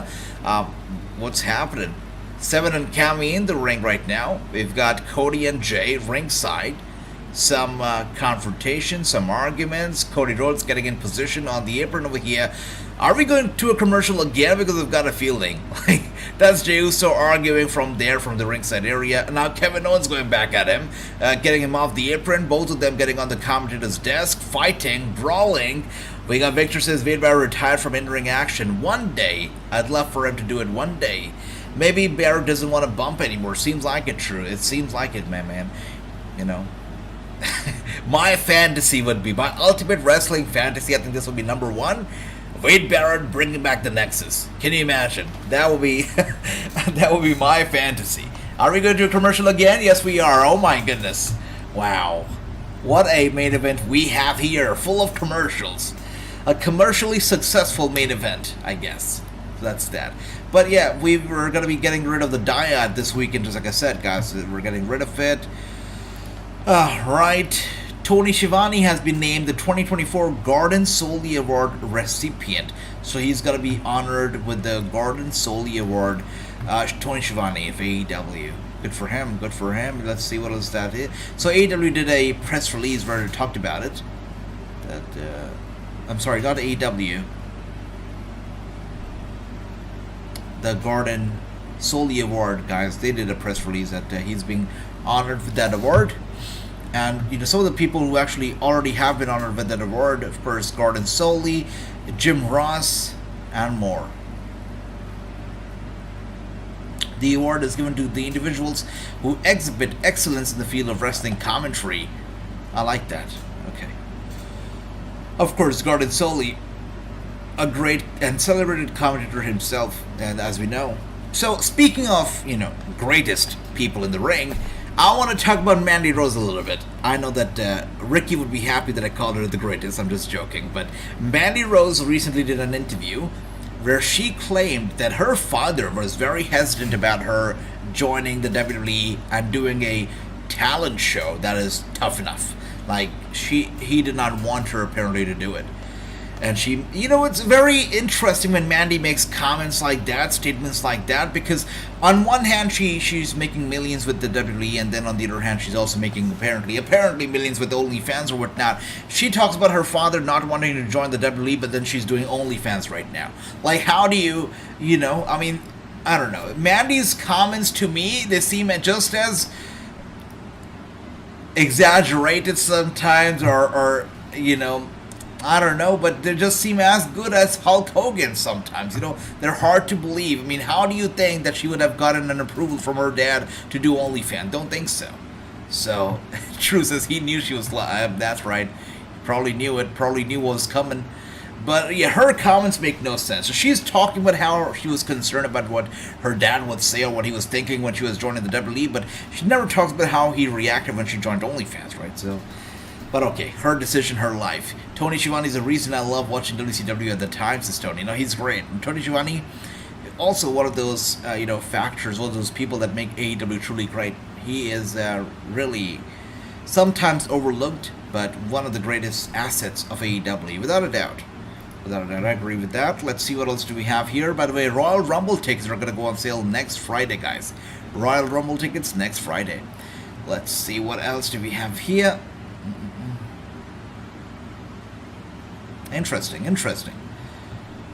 So, Rich Herring. I'm pretty sure you guys recollect this name, Rich Herring, because we have heard of this name, you know, recently in the WWE. He was inducted to the Hall of Fame. He received a Warrior Award in 2021. He actually had been with the WWE for over 50 years. And, sadly, he has now left the company. Apparently, he retired last month. And, after the end of his acquisition of WWE was finalized, he retired with the company. He says that WWE apparently wanted him to stay with the company, would remain with them, but Herring decided there was time for him to quietly step down and exit. So, very celebrated member, of course, of the WWE has now left the company. So that's that. So, for those of you who don't recollect the name, this is the gentleman who was with the company for over 50 years, but he felt like it was time for him to step down and to fade it, and that's right. So he is retired now. That's that. Let's see. I'm actually old enough to remember Garden Soley. Gary, that's awesome. How do you compare Garden Soley to some of the commentators that we have now in these major shows, such as, Wade Barrett, Michael Cole, Kevin Patrick? How do you compare Garden Soley to them? Excalibur? Let me know, Gary. Can you imagine NWROH and AEW doing the territories? Territories would be back in business if that were to happen, Victor. Him alongside Mike Tenay and Mark and Maiden. Yeah. Nice. Territories, as like True said, are also very important. Just like the indies are important, territories are also important. I agree with that. So I agreed with that comment from too early on that territories are actually important. Yeah, Ricky says, I heard that about Mandy Rose. Yeah, I know you. I know you did, Ricky. I know every time I say the name Mandy Rose, I'm gonna summon Ricky over here. I know that, Ricky. He knew he was just like, yep, they are not even selling NXT based on NXT talent. They're selling it on guest. It's true. They are acting desperate tomorrow night. They're acting, but to their own credit, I mean, fair play to them. It's still a WWE brand. They can still sell a WWE show with WWE talent. They've got talent. They've got legends, and they're gonna use it to their best effort. So.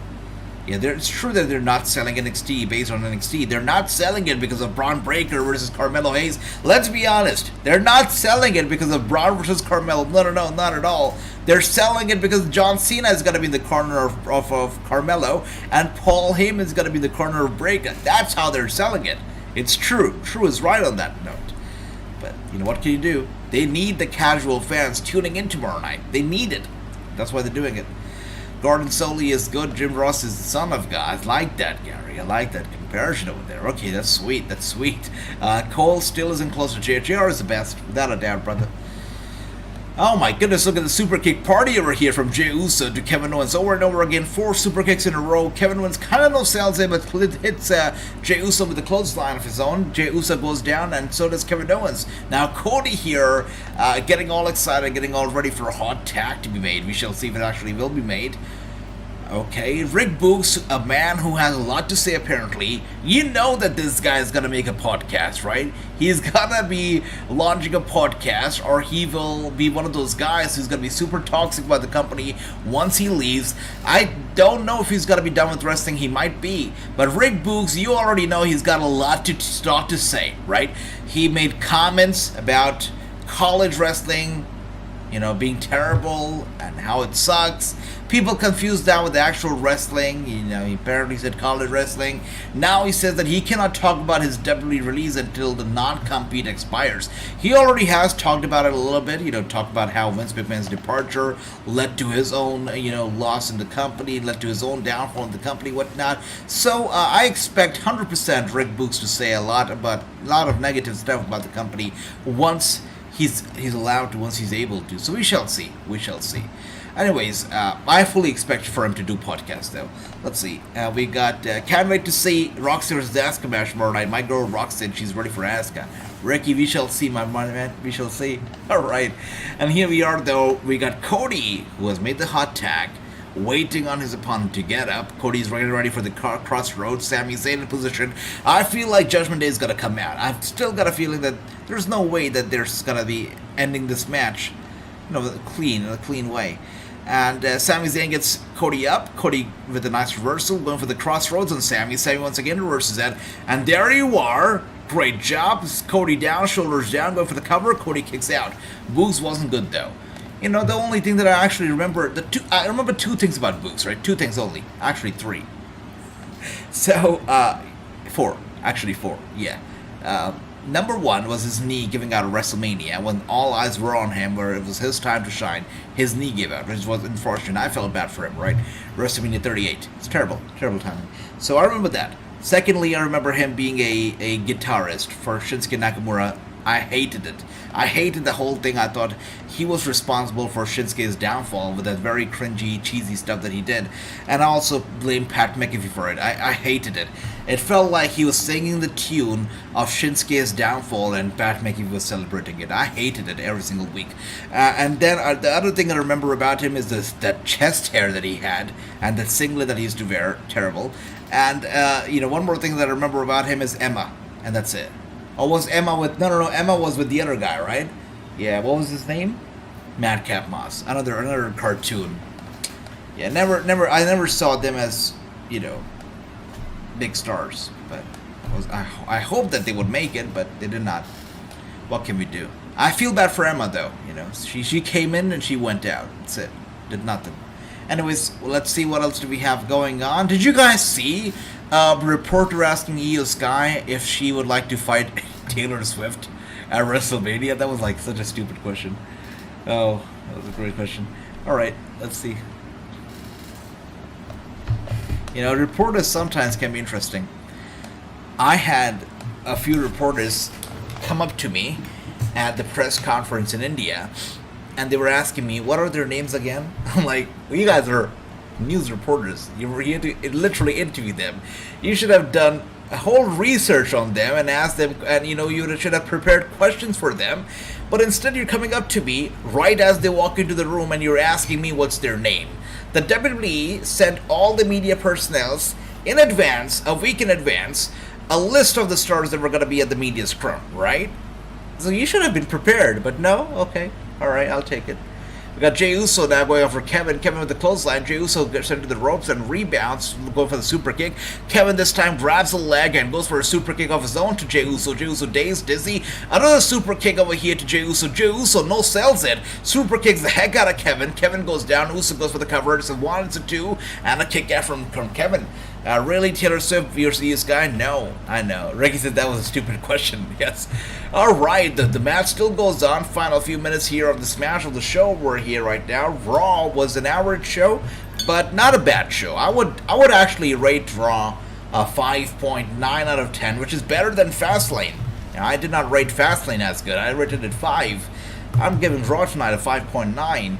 And here we are now, Jey Uso, frog splash, Kevin Owens gets up very quickly, going for the stunner, stunning Jey Uso, Uso down, Kevin Owens going for the cover, it's a 1, a 2, and Cody just in the nick of time. Whoever asked that Taylor Swift question should have been stomped out. I know that, I don't know who was on the microphone who was like, the guy, the WWE guy who was on the microphone, letting the reporters talk. I think it was Byron Saxton, if I'm not wrong, but he was also speechless. He was speechless too. That was just I loved Io's response to that though. She was like, "Are you stupid?" It was great. I loved it. And now we've got Kevin Owens here, grabbing Jey Uso, setting him into the ropes, and back into the ring. Kevin looking to fly. And wow, Jey Uso now gets his knees up in time, knees to the back. Kevin Owens head with the super kick. He collapses. Sami also met with a super kick. Crossroads from Cody. Cody down, Sami down. And they're now together going to go for the... Man, this is super kick mania, is it not? I wonder how does Shawn Michaels feel about, his sweet chin music being overused in these matches. That was terrible. He went for the for Cody Cutter, but Kevin was already down before he could hit the Cody Cutter. But anyways, I hope that Cody's okay. I hope Kevin's okay. But anyways, we've got Retain over here. The champions retain. Judgment Day do not show up. Nothing really happened. Super kicks mean nothing at this point. You're right. They're like, I think, chops these days. They mean a lot more than super kicks do. You're right. Super kicks are like just as good as maybe clotheslines, right? They're nothing now. Yes, poor Shawn Michaels though. Clean finish, shocker. I know. I'm shocked too, but good for them. Good for them, really. Let's see. Yeah. Such a dangerous finish indeed, brother. Indeed, Tony. Indeed.